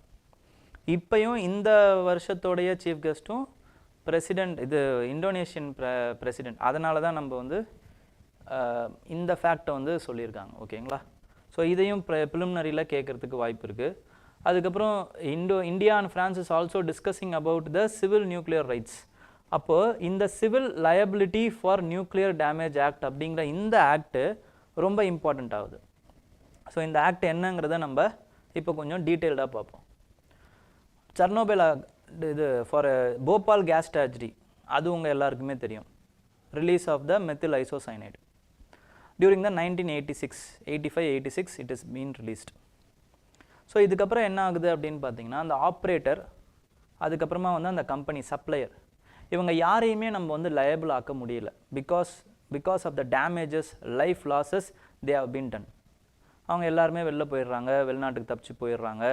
ஸோ இந்த மாதிரி இருக்கும் பொழுது அப்போ we have to have pinpoint the damage. அதுக்கப்புறம் அந்த மக்களுக்கு நம்ம என்ன பண்ணணும்னா தகுந்த நஷ்ட ஈடு, இழப்பீடு கொடுக்கணும். ஸோ அதுக்கு ஒரு ஆக்ட் வந்து போடுறாங்க. அந்த ஆக்ட் தான் என்னன்னு பார்த்தீங்கன்னா இந்த civil liability for nuclear damage act, which is pinning the responsibility for operator. Nuclear disaster ஏதாவது ஆச்சுன்னா அந்த ஆப்ரேட்டர் யாரோ அவங்களும் பொறுப்பு, அதே மாதிரி அந்த நியூக்ளியர் அந்த பிளான்ட்டை சப்ளை பண்ணுறாங்கல்ல அவங்களும் பொறுப்புன்னு சேர்க்குறாங்க. ஓகேங்களா. இந்த act is the biggest what to சே ஒரு முட்டுக்கட்டைன்னு சொல்லுவாங்கள்ல அந்த மாதிரி ஒரு இது for not kicking of the 123 agreement. 123 agreement படி it is not only supplying the uranium reserves for India, but it is also a agreement which is going to be supplying the nuclear power plants to the India. ஓகேங்களா. ரெண்டு இம்பார்ட்டண்ட்டான major suppliers இருக்காங்க, vesting house அப்புறமா வந்து electric general electrics அப்படின்னு ரெண்டு இம்பார்ட்டண்ட்டான suppliers nuclear suppliers இருக்காங்க. இவங்க ரெண்டு பேருமே வந்து என்ன அப்படின்னு பார்த்தீங்கன்னா இந்த நியூக்ளியர் பவர் பிளான்ட்டு மேக் பண்ணுறவங்க. பட் இவங்க ரெண்டு பேருமே இந்த ஆக்ட்னால யாருமே முன் வரல. ஏன்னா இப்போ ஏதாவது ஃப்யூச்சரில் ஒரு செர்னோபைல் லைக் டிசாஸ்டர் நடக்குது அப்படின்னா they are also liable to pay insurance கட்டணும். இவங்க இன்சூரன்ஸ் கட்டணும். 1500 rupees 1500 crores they have to give insurance. ஓகேங்களா. ஸோ அந்த இன்சூரன்ஸ் கட்டணும் அப்படிங்கிறதுனால இவங்க யாருமே முன் வரல. So this is the biggest roadblock இந்த civil nuclear liability damage act. Okay, இதோட டீட்டெயில்ஸையும் நான் வந்து இதுவாக கொடுத்துருக்கேன். ஓகேங்களா. அது ஒரு முட்டுக்கட்டை. அதுக்கப்புறம் என்னன்னு பார்த்தீங்கன்னா there is another list, entry லிஸ்ட்டுன்னு ஒரு லிஸ்ட் இருக்குது. இதில் நிறைய கம்பெனிஸ் இருப்பாங்க. யூஎஸோட என்ட்ரி லிஸ்ட்டுன்னு ஒரு லிஸ்ட் இருக்குது. அதில் நிறைய கம்பெனிஸ், இந்த கம்பெனிஸ் எல்லாருக்குமே வந்து இந்த என்ட்ரி லிஸ்ட்டில் இருக்க கம்பெனிஸ் கூட யூஎஸ் கம்பெனிஸ் ஏதாவது வந்து ஒரு டிரான்சாக்ஷனில் ஈடுபடணும் அப்படின்னா they have to get a licence from தம்.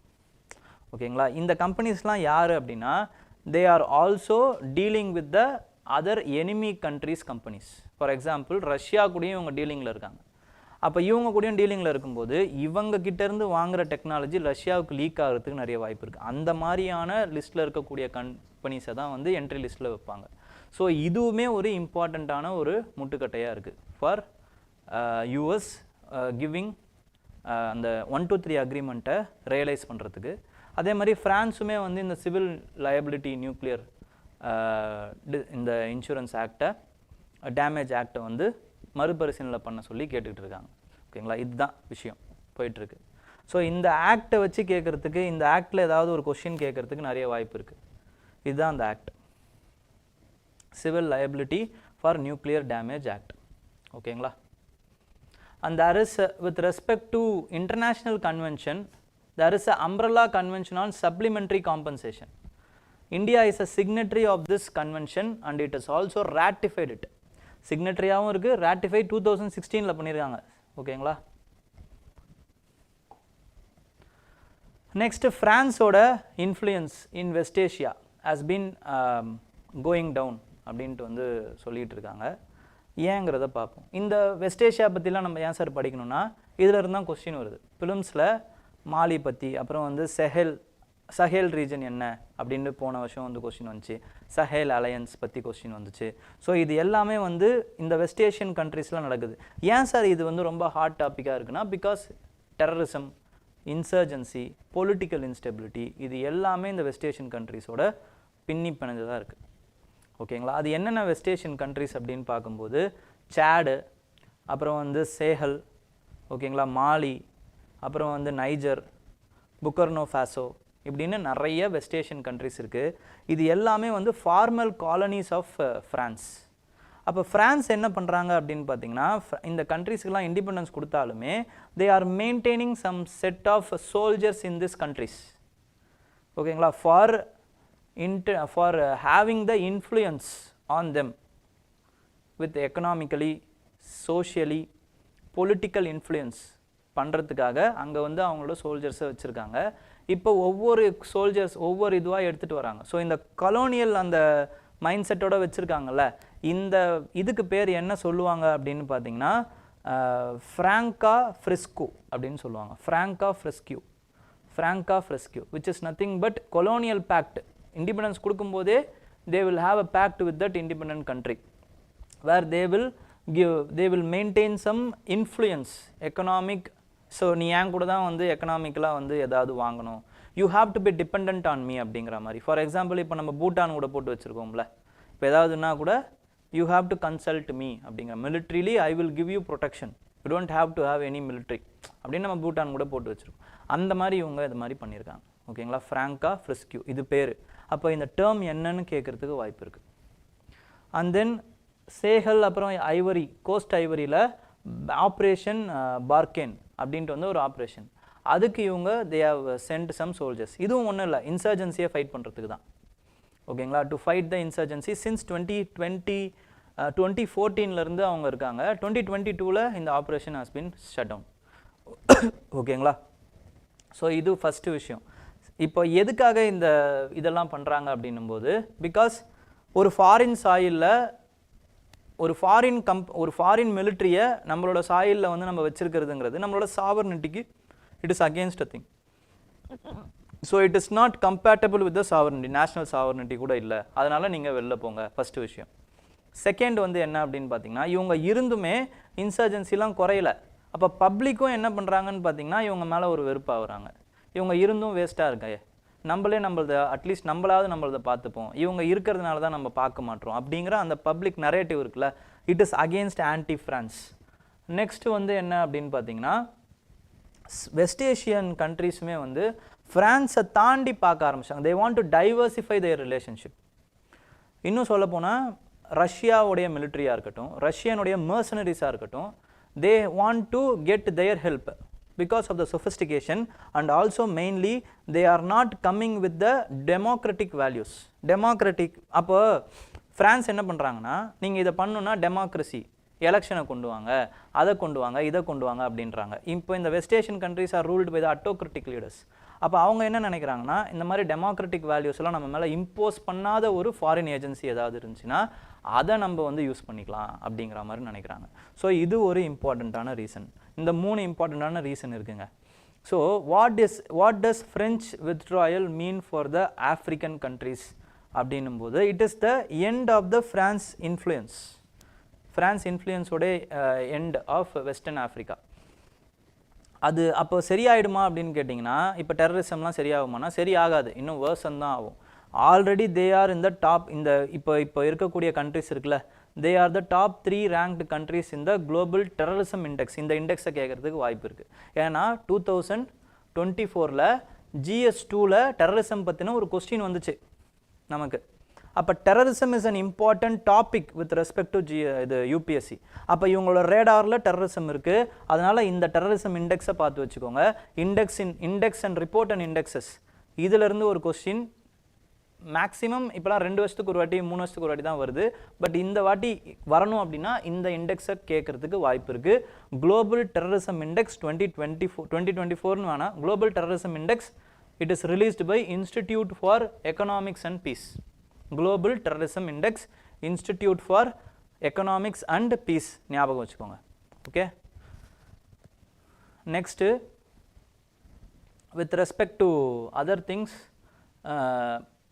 என்னன்னு பார்த்தீங்கன்னா, what is the withdrawal mean for the France. ஃப்ரான்ஸோடைய இது என்ன அப்படின்னா, first they will lose their political significance.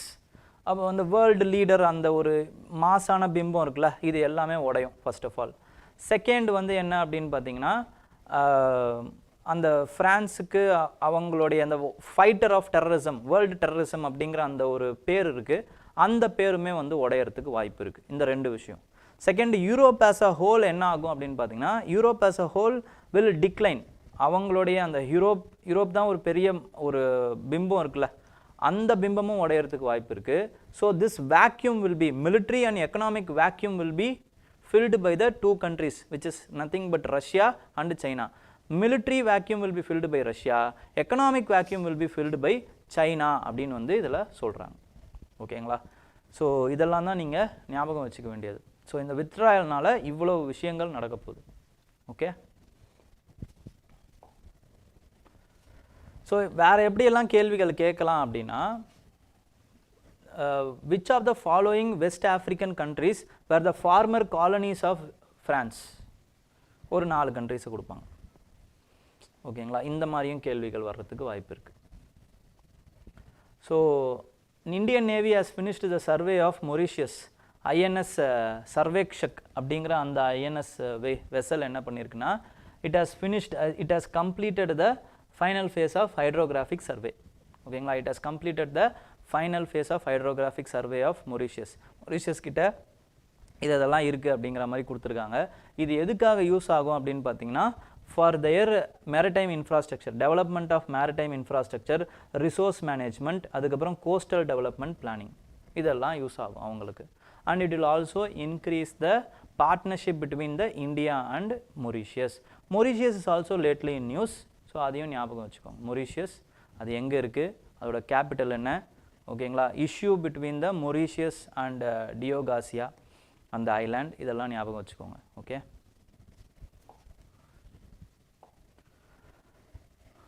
So India's winding road to end TB. டிபியை பொறுத்த வரைக்கும் நம்மளுக்கு மறுபடியும் இதுவும் வந்து ஒரு 4-5 வாட்டி நம்ம வந்து பார்த்துருப்போம். ஓகேங்களா, ஸோ ஒரு நியூஸ் வருது, ஒரு டாபிக் வருது அப்படின்னும் போது அது எந்த அளவுக்கு இம்பார்ட்டன்ஸ் ஆகுதுன்னா, the repetition, the case of repetition will increase its significance. அப்போ டிபியிலேருந்தும் ஒரு கேள்வி வரத்துக்கு வாய்ப்பு இருக்குது. இன்னும் சொல்ல போனால் எதுக்காக இது நியூஸில் இருக்குன்னா, நம்மளோட டார்கெட் என்ன அப்படின்னா, we want to end TB target and accelerated timeline by 2025. இது 2025. அப்போ டிபி சம்மந்தப்பட்ட ஒரு கொஸ்டின் வர்றதுக்கு பிலிம்ஸ்லேயோ இல்லை மெயின்ஸ்லேயோ வர்றதுக்கு நிறைய வாய்ப்பு இருக்குது. அதனால தான் டிபி பற்றி வந்துக்கிட்டே இருக்குது. ஓகேங்களா, அப்போ யுனைடெட் வேர்ல்டு ஹெல்த் ஆர்கனைசேஷன் படி டியூபர்குலோசிஸ் ரிப்போர்ட், குளோபல் டியூபர்குலோசிஸ் ரிப்போர்ட்டில் India is the leading TB country. குளோபல்லையே இன்னுமே வந்து India is the leading TB country. Actually 26% TB contribution is contributed from India. ஓகேங்களா, அதெல்லாம் எப்படி நம்மளால் தடுக்க முடியும் அப்படிங்கிறது தான் இந்த ஸ்ட்ராட்டஜிஸாக சொல்கிறாங்க. அதுக்கப்புறம் India's national tuberculosis elimination programme, அதில் they are also identifying high risk and vulnerable group. இந்த high risk and vulnerable group யார் அப்படின்னா, those who are having the probability of catching up TB. For example, contributing factors like silicosis, under nutrition, over க்ரௌடிங்கில் இருக்கிறவங்க, ஸ்லம்லலாம் இருக்காங்கல்ல அவங்க, அந்த மாதிரி ஏரியாஸில் இருக்கிறவங்களுக்கு. அதுக்கப்புறம் அன்கண்ட்ரோல்டு க்ரோமார்பிடிட்டிஸ் லைக் டயபெட்டிஸ் இருக்கும்போது இதுவும் வரத்துக்கு வாய்ப்பு இருக்குது. ஏன்னா இம்யூனோ சப்ரசன்ஸ் அவங்க யூஸ் பண்ணுவாங்க. கிட்னி ஃபெயிலியராக இருக்கிறவங்க இம்யூனோ சப்ரசன்ஸ் யூஸ் பண்ணுவாங்க. அப்படி யூஸ் பண்ணும்போது அவங்களுக்கு அந்த இம்யூனிட்டி இருக்காது. இம்யூனிட்டி இல்லைன்னும் போது தே வில் ஈஸிலி காட்டப் டிபியும் வர்றதுக்கு வாய்ப்பு இருக்குது. ஓகேங்களா, ஸோ இந்த விஷயந்தான். அதே மாதிரி தே ஆல்சோ ப்ரிஃபர் இந்த migrant workers, also disadvantaged people. Migrant workers என்ன பண்ணுவாங்க, இப்போ ஏதாவது ஒரு ப்ராப்ளம் வருதுன்னா அவங்களோட ஊருக்கு போயிடுவாங்க, மாத்திரை மருந்து சாப்பிட்டு ஊருக்கு போயிடுவாங்க. அப்போ அவங்கள ட்ராக் பண்ணுறது ரொம்ப கஷ்டம். டிபி அப்படிங்கிறதுக்கு ஒரு டோசேஜ் இருக்குங்க. ஒரு 6 months, ஒரு 8 months தொடர்ந்து நீங்கள் அந்த மாத்திரைகளை போடணும். இல்லைனா உங்களுக்கு என்ன ஆகிடும்னா, ட்ரக் ரெசிஸ்டன்ஸ் ஈஸியாக வரத்துக்கு வாய்ப்பு இருக்குது. Multi drug resistance, extreme drug resistance, இந்த மாதிரி வர்றதுக்கு வாய்ப்பு இருக்குது. டிபி ட்ரக் அந்த ஒரு இதுவும் நம்ம ரீசெண்டாக நம்ம பார்த்தோம். ஓகேங்களா, அந்த ட்ரக்கை பற்றிலாம் கேள்விகள் வர்றதுக்கு வாய்ப்பு இருக்குது. ஓகேங்களா, அதையும் நல்லா ஞாபகம் வச்சுக்கோங்க. ஸோ இந்த மாதிரி எக்ஸ்ட்ரீம் ட்ரக் ரெசிஸ்டன்ஸ் கேசஸ்லாம் வரதுக்கு வாய்ப்பு இருக்குது. அப்போ அந்த டாட்ஸ் டெக்னிக் இதெல்லாம் நீங்கள் பார்த்துக்கணும். ஓகே, அதே மாதிரி வந்து டிபி வந்து க்யூரபிளா அப்படின்னா 100% curable if it is effectively given. அப்போ என்ன பண்ணலாம் அப்படின்னா, first of all there is another important type of TB. அது என்னன்னு பார்த்தீங்கன்னா எக்ஸ்ட்ரா பல்மனரி டிபி. ஓகேங்களா, இது என்ன பண்ணுன்னா, லிம்ப் நோட்ஸ்லேருந்து, கிட்னிலேருந்து, பெயின்லேருந்து, ஸ்பைனல் கார்ட்லேருந்து எல்லாத்தையும் பாதிக்கிறதுக்கு வாய்ப்பு இருக்கான். இது it doesn't give any symptoms also. இது மற்ற சிம்டம்ஸ் மாதிரியே வந்து ஈக்குவேட் பண்ணிக்கக்கூடிய சிம்டம்ஸாக தான் இருக்குமா. So there is a test called as bus straining. நான் inhaling ulcer can help the diagnosing the TB. டிபியை வந்து நம்மளால் டயக்னோஸ் பண்ண முடியும். அப்போ இந்த டயக்னோசிங் அந்த மெத்தடை கேட்குறதுக்கு வாய்ப்பு இருக்குது. பஸ் ட்ரெயினிங்கிறது ஒரு இம்பார்ட்டண்ட்டான டயக்னோசிங் மெத்தட். அப்புறம் இன்னொரு டயக்னோசிங் மெத்தட் என்ன அப்படின்னு பார்த்தீங்கன்னா, கார்ட்ரேஜ் based nucleic acid amplification testing. இந்த மாதிரி இந்த டெக்னிக் என்னென்ன இருக்குது, இது எதுக்கு டிபிக்கு யூஸ் ஆகுது, இதை பண்ணுறதுக்கு யூஸ் ஆகுதுன்னு தெரிஞ்சுக்கோங்க. வேறு எதுவும் இந்த டெஸ்ட்டை எப்படி பண்ணுறாங்க, எவ்வளோ காசு ஆகுது, இதெல்லாம் தேவையில்லை நமக்கு. ஓகேங்களா? ஸோ இதை தெரிஞ்சு வச்சுக்கோங்க. And then there is another important thing என்ன அப்படின்னு பார்த்தீங்கன்னா, this initiative by the Idukki district in Kerala. This is Kudumbashree. Kudumbashree அப்படிங்கிறது ஒரு self help group. Self help group is also in your GS2 கவர்னன்ஸில். GS2ல செல்ஃப் ஹெல்ப் குரூப் இருக்குங்க. இதில் they are collaborating with this largest India's largest self help group Kudumbashree for implementing the TB. இந்த TB diagnose பண்ணுறதுக்கு, அதுக்கப்புறமா வந்து டிபியை வந்து அந்த ட்ரக்ஸை வந்து டெலிவர் பண்ணுறதுக்குலாம் வந்து Idukki district in Kerala using this Kudumbashree model. ஓகேங்களா? இது is an excellent example for the what to say application of self help groups. Self help groups வந்து இப்போ இப்படியும் பண்ணுறாங்க. அவங்களுடைய அட்வான்டேஜஸ் என்ன அப்படின்னும் போது, ஹெல்த் செக்டார்லேயும் அவங்க வந்து ஒரு இம்பார்ட்டண்ட்டான ரோல் ப்ளே பண்ணுறாங்க அப்படின்னு ஒரு வார்த்தை எழுதிட்டு, example Kudumbashree collaboration with the Kudumbashree model to compact TB. இவ்வளோ தான் இருக்கணும். Kudumbashree for helping in Idukki district, collaboration with in Kudumbashree for compacting TB. இது ஒரு எக்ஸாம்பிள், அவ்வளோதான். ஓகே, இந்த மாதிரி நிறைய எக்ஸாம்பிள்ஸ் இந்த மாதிரி வந்து நீங்கள் பார்த்தீங்கன்னா தான் உங்களுக்கு தெரியும். ஓகே, ஸோ அதே மாதிரி political leadership also should have to embrace the best examples across the geographies. அது அவங்க பண்ணணும். நெக்ஸ்ட்டு இந்தியாவுடைய அந்த வியட்நாமில் பார்த்தீங்க அப்படின்னா வந்து அதே மாதிரி they have also compacted the TB by finding active cases. அப்போ எவ்வளோக்கு எவ்வளோ நீங்கள் ஆக்டிவ் கேசஸை நீங்கள் கண்டுபிடிக்கிறீங்களோ அந்த அளவுக்கு எஃபெக்டிவாக you can compact the TB அப்படின்னு சொல்கிறாங்க. ஸோ இதெல்லாம் நீங்கள் ஞாபகம் வச்சுக்கணும். இந்த மாடல்ஸு, இந்த டெஸ்டிங்கு, அதுக்கப்புறமா வந்து யார் வல்னரபிள் செக்ஷன்ஸு, அதுக்கப்புறமா வந்து அந்த டிபி டார்கெட்டு, இந்தியாவோட டார்கெட் என்ன, WHO டார்கெட் என்ன, இது எல்லாமே உங்களுக்கு தெரியணும். ஓகேங்களா? நெக்ஸ்ட் எக்கனாமிக்ஸில் பெருசாக இம்பார்ட்டண்ட் இல்லைங்க. வித் ரெஸ்பெக்ட் டு பாவர்ட்டி வந்து அண்டர் எஸ்டிமேட்டடாக இருக்கா இந்தியாவில் அப்படின்னு பார்க்கும்போது it is underestimated only. ஓகேங்களா? இப்போ தெர் ஆர் மெனி கமிட்டிஸ். பாவர்ட்டியை பார்க்கும்பொழுது நமக்கு many committees are there. First வந்து நம்ம ஃபஸ்ட்டு வந்து ஏகே அலக் கமிட்டி அப்படின்னு ஒரு கமிட்டியை வந்து போடுறாங்க. 1979 அலக் கமிட்டி அப்படின்னு ஒரு கமிட்டி போடுறாங்க. இது எப்படின்னா முழுக்க கேலரி வச்சு மட்டுமே பாவர்ட்டியை டிட்டர்மைன் பண்ணுது. 2400 கேலரிஸ் வேணும் ரூரல் ஏரியாவுக்கு, 2100 கேலரிஸ் வேணும் ஃபார் அர்பன் ஏரியாஸுக்கு. ஏன்னா அர்பனில் இருக்கிறவங்க நிறைய உழைக்க வேண்டியதில்லை, அப்போ அவங்களுக்கு கம்மியான கேலரி இருந்தால் போதும். பட் உடல் உழைப்பு ரூரல் ஏரியாஸுக்கு அதிகமாக தேவைப்படுது, அப்போ அவங்களுக்கு அதிகமான கேலரி வேணும். ஆனால் காசு கம்மியாயிடும். அர்பனுக்கு வந்து அதிகமான காசு வேணும், இங்கே வந்து ரூரலுக்கு கம்மியான காசு இருந்தாலே போதும் அப்படிங்கிற மாதிரி அந்த காசை வந்து பண்ணுவாங்க. அதே மாதிரி அதுக்கு அடுத்து வந்து லக்தேவாலா கமிட்டி அப்படின்னு ஒரு கமிட்டி வந்துச்சு. அதுக்கப்புறமா வந்து வித் ரெஸ்பெக்ட் டு டெண்டுல்கர் கமிட்டின்னு ஒரு கமிட்டி போட்டாங்க. அதுக்கப்புறமா வந்து ரங்கராஜன் கமிட்டின்னு ஒரு கமிட்டி போட்டாங்க. These are the committees which has been put for the estimation of poverty. ஓகேங்களா? அப்போ இந்த ரங்கராஜன் கமிட்டி என்ன பண்ணுறாங்க அப்படின்னு பார்த்தீங்கன்னா, அவங்க சில ஃபார்முலாஸ் சொல்கிறாங்க. இன்னும் Rangarajan committee has not been implemented in India. இதுவும் உங்களுக்கு நல்லா தெரியணும். Poverty committees, Rangarajan committee is the last, but it is not implemented. So still India is following the Tendulkar committee recommendation. Tendulkar கமிட்டியோட ரெக்கமெண்டேஷன்ஸை தான் இன்னும் ஃபாலோ பண்ணிகிட்டு இருக்காங்க அப்படிங்கிறது உங்களுக்கு தெரியணும். ஓகேங்களா? ஸோ இது ஒரு fact. Next there are some issues with the poverty estimation. யார் இதை பண்ணுவாங்க பாவர்ட்டி எஸ்டிமேஷன் அப்படின்னா NSSO தான் பண்ணுறாங்க. NSSO is surveying for 5 years once. 2012 இவங்க சர்வே பண்ணல. அப்படியே பண்ணாலும் அந்த ரிப்போர்ட்டெல்லாம் வெளியிடுறது இல்லை. ஓகேங்களா? இவங்களோட வேரியஸ் அந்த டீவியேஷன்ஸ் எப்படி ஆரம்பிக்குது அப்படின்னு பார்த்தீங்கன்னா, there are many methodologies which they are following. அந்த மெத்தடாலஜிஸ் டைப்ஸ் வந்து உங்களுக்கு தெரியணுங்க, வேறு எதுவும் தேவையில்லை. there is a period called as recall period. இந்த term வந்து உங்களுக்கு அதே மாதிரியே கேட்பாங்க. recall period is related to what? estimation of poverty. இப்படி தெரிஞ்சால் போதும். எதுக்காகனா, so poverty will be declared or estimated based on the consumption pattern of the people. நீங்கள் எவ்வளோ கன்சியூம் பண்ணியிருக்கீங்க, பாஸ்ட்டு 30 days எவ்வளோ ஃபுட்டு சாப்பிட்ருக்கீங்க, எவ்வளோ வேலை சாப்பிட்ருக்கீங்க, ஃபுட்டை தவிர்த்து மற்ற ஐட்டம்ஸ் இருக்குது, அதெல்லாம் எவ்வளோ பண்ணியிருக்கீங்க, சோப்பு எவ்வளோ இருக்குது உங்ககிட்ட, ப்ரஷ் இருக்கா, பேஸ்ட் இருக்கா, ட்ரெஸ் இருக்கா, இப்படி நீங்கள் வந்து ரீகால் பண்ணிட்டே இருப்பீங்க. இதை வாங்கியிருக்கேன், அதை வாங்கியிருக்கேன், இப்படி பண்ணியிருக்கேன், அப்படி பண்ணியிருக்கேன் அப்படின்ட்டு. This is called as recall period. அப்போ ஒரு பேசிக் நீடு, இந்த பேசிக் நீடுக்கு உங்களுக்கு காசு இருக்கா அப்படின்னு பார்ப்பாங்க. இதுதான் பாவர்ட்டி லைன். இந்த பேசிக் நீடு அப்படிங்கிறது உணவு, உடுக்கை, படுக்கை. இந்த பேசிக் நீடுக்கு உங்களுக்கு காசு இருக்கா, அப்படி காசு இல்லை அப்படின்னா அவங்கெல்லாம் பாவர்ட்டி லைனுக்கு கீழே வராங்க. அவ்வளோதான். அப்சல்யூட் பாவர்ட்டி அப்படின்னு இருக்குது. இந்த அப்சல்யூட் பாவர்ட்டி தான் இந்த பாவர்ட்டி லைன் போடுறது.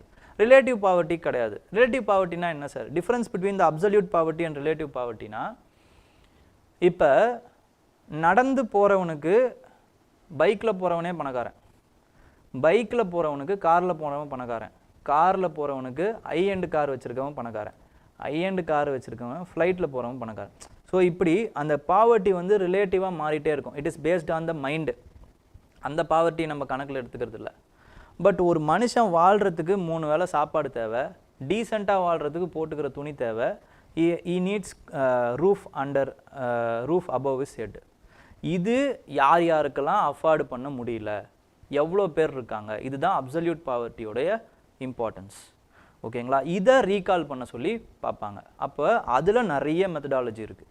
யூனிஃபார்ம் ரீகால் பீரியட், அப்புறம் mixed recalled period, modified mixed recall period, இப்படின்னு வந்து நிறைய மெத்தடாலஜிஸ் இருக்குது. அதை இதில் சொல்லியிருப்பாங்க. ஓகேங்களா? இப்போ for example uniform recall period அப்படின்னும் போது பாஸ்ட் 30 days என்னென்னலாம் பண்ணீங்க, என்னென்ன ஐட்டம்ஸ் வாங்கினீங்க அப்படின்னு வந்து யூனிஃபார்மாக வந்து ரீகால் பண்ண சொல்லி கேட்பாங்க. மிக்ஸ்டு ரெஃபரன்ஸ் பீரியட் அப்படின்னும் போது 30 days, அந்த பாஸ்ட் 30 days ஃபுட்டு எவ்வளோ வாங்கினீங்க, மிச்சம் இருக்கக்கூடிய ஐட்டம்ஸு 365 days என்னென்ன பண்ணியிருக்கீங்க, அதான் மிக்ஸ்டு ரீகால் பீரியட். அப்புறம் இது வந்து டெண்டுல்கர் கமிட்டி யூஸ் பண்ணாங்க. இந்த பீரியடை தான் வந்து டெண்டுல்கர் கமிட்டி யூஸ் பண்ணுறாங்க. அப்புறம் மாடிஃபைடு மிக்ஸ்டு ரெஃபரன்ஸ் பீரியட் அப்படிங்கிறது 7 daysக்கு ஃபுட்டு, 30 daysக்கு சில ஐட்டம்ஸ், 365 daysக்கு சில ஐட்டம்ஸ், இப்படி யூஸ் பண்ணுறாங்க. இது எல்லாமே டிஃப்ரென்சஸ். இந்த டிஃப்ரென்சஸையும் நீங்கள் you have to note it down. ஓகேங்களா? இதையும் ப்ரிலிமினரியில் கேட்குறதுக்கு வாய்ப்பு இருக்குது. ஓகேங்களா?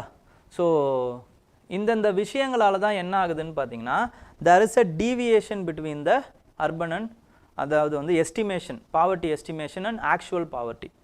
ஓகேங்களா? ஸோ பாவர்ட்டி ரிலேட்டடாக வந்து நம்ம இது எல்லாத்தையும் காம்பேக்ட் பண்ணுறதுக்காக தான் நம்மளுக்கு நிறைய அந்த welfare schemes, items, rural livelihood mission, urban livelihood mission, அதுக்கப்புறம் national food security act, national அந்த இந்த அந்த யோஜனா, இந்த மாதிரி நிறைய விஷயங்கள் பண்ணுறது எதுக்கு அப்படின்னு பார்த்தீங்கன்னா, இவங்கள வந்து அந்த மேலே கொண்டு போகிறதுக்காக தான். ஓகேங்களா? அந்த வறுமை கோட்டிலேருந்து மேலே அவங்கள எப்படியாவது எடுத்துகிட்டு வந்துடணும் அப்படிங்கிறதுக்கு. Okay, next there is another important item which is nothing but multinational poverty index. இதை வேர்ல்டு வைடு வந்து ரிலீஸ் பண்ணுறது யாருன்னு பார்த்தீங்கன்னா UNDP, multinational poverty index. 10 indicators வந்து அவங்க யூஸ் பண்ணுறாங்க, 12 இண்டிகேட்டர்ஸை வந்து நித்தி ஆயோக் யூஸ் பண்ணுறாங்க. ரெண்டுமே டிஃப்ரென்ஸ் இருக்குது, புரிஞ்சுக்கோங்க. அப்போ எந்தில் டிஃப்ரென்ஸ் வருது அப்படிங்கிற அந்த இண்டிகேட்டர்ஸாவது உங்களுக்கு தெரியணும். மெட்டர்னல் ஹெல்த்தில் பார்த்தீங்க அப்படின்னா வந்து ஹெல்த்தில் பொறுத்த வரைக்கும் மெட்டர்னல் ஹெல்த்தை நம்ம சேர்த்துருக்கோம். ஓகேங்களா? அதுக்கப்புறம் வேறு என்ன சேர்த்துருப்போம் அப்படின்னு பார்த்தீங்கன்னா பேங்க் அக்கௌண்ட்டை சேர்த்துருப்போம். ஓகேங்களா? கன்சம்ஷனில் பேங்க் அக்கௌண்ட்டை சேர்த்துருப்போம். இதுதான் 12 இண்டிகேட்டர்ஸ். மிச்சம் இருக்கக்கூடிய எல்லா இண்டிகேட்டர்ஸுமே வந்து common indicators for both UNDP and multidimensional poverty index of NITI Aayog. Okay, இந்த டிஃப்ரென்ஸை பார்த்து வச்சுக்கோங்க.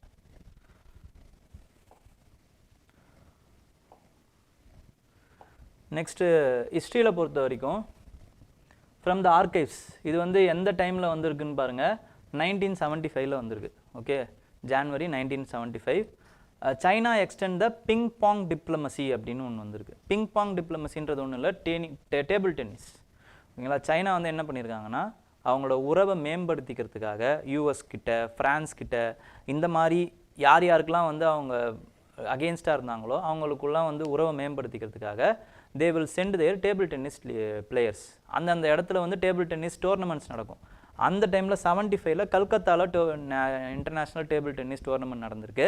அதுக்கு இவங்க அனுப்பிச்சிருக்காங்க. So this diplomacy to improve the international relations among the Chinese and their adversaries is called as ping pong diplomacy.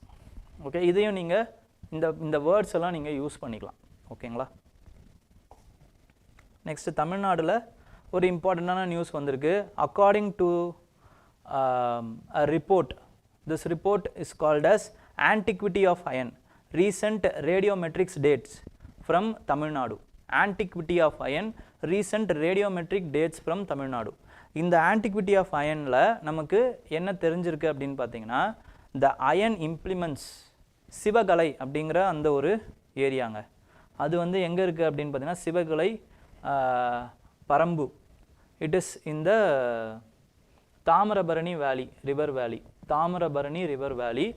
இதில் நமக்கு iron implements நிறைய கிடச்சிருக்கு. This iron if we radio date it is belongs to the 3rd millennium BC.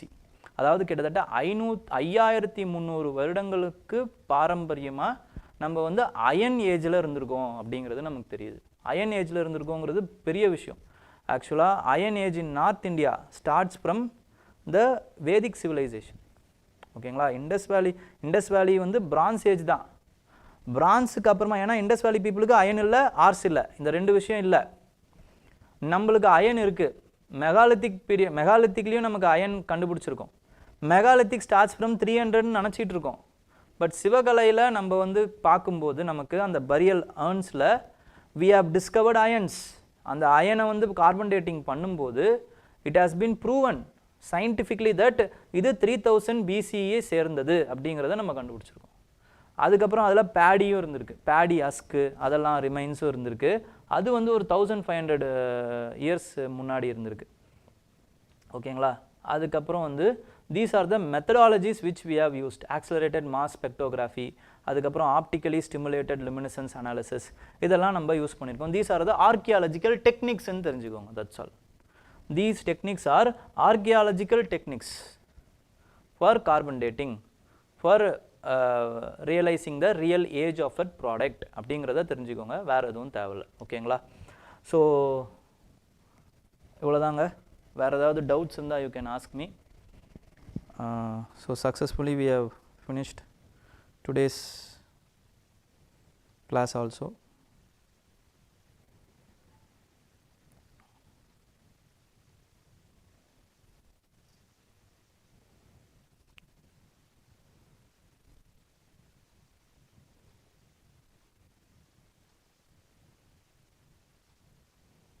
Okay, வேறு எதுவும் இல்லைன்னு நினைக்கிறேன். Thank you. Okay.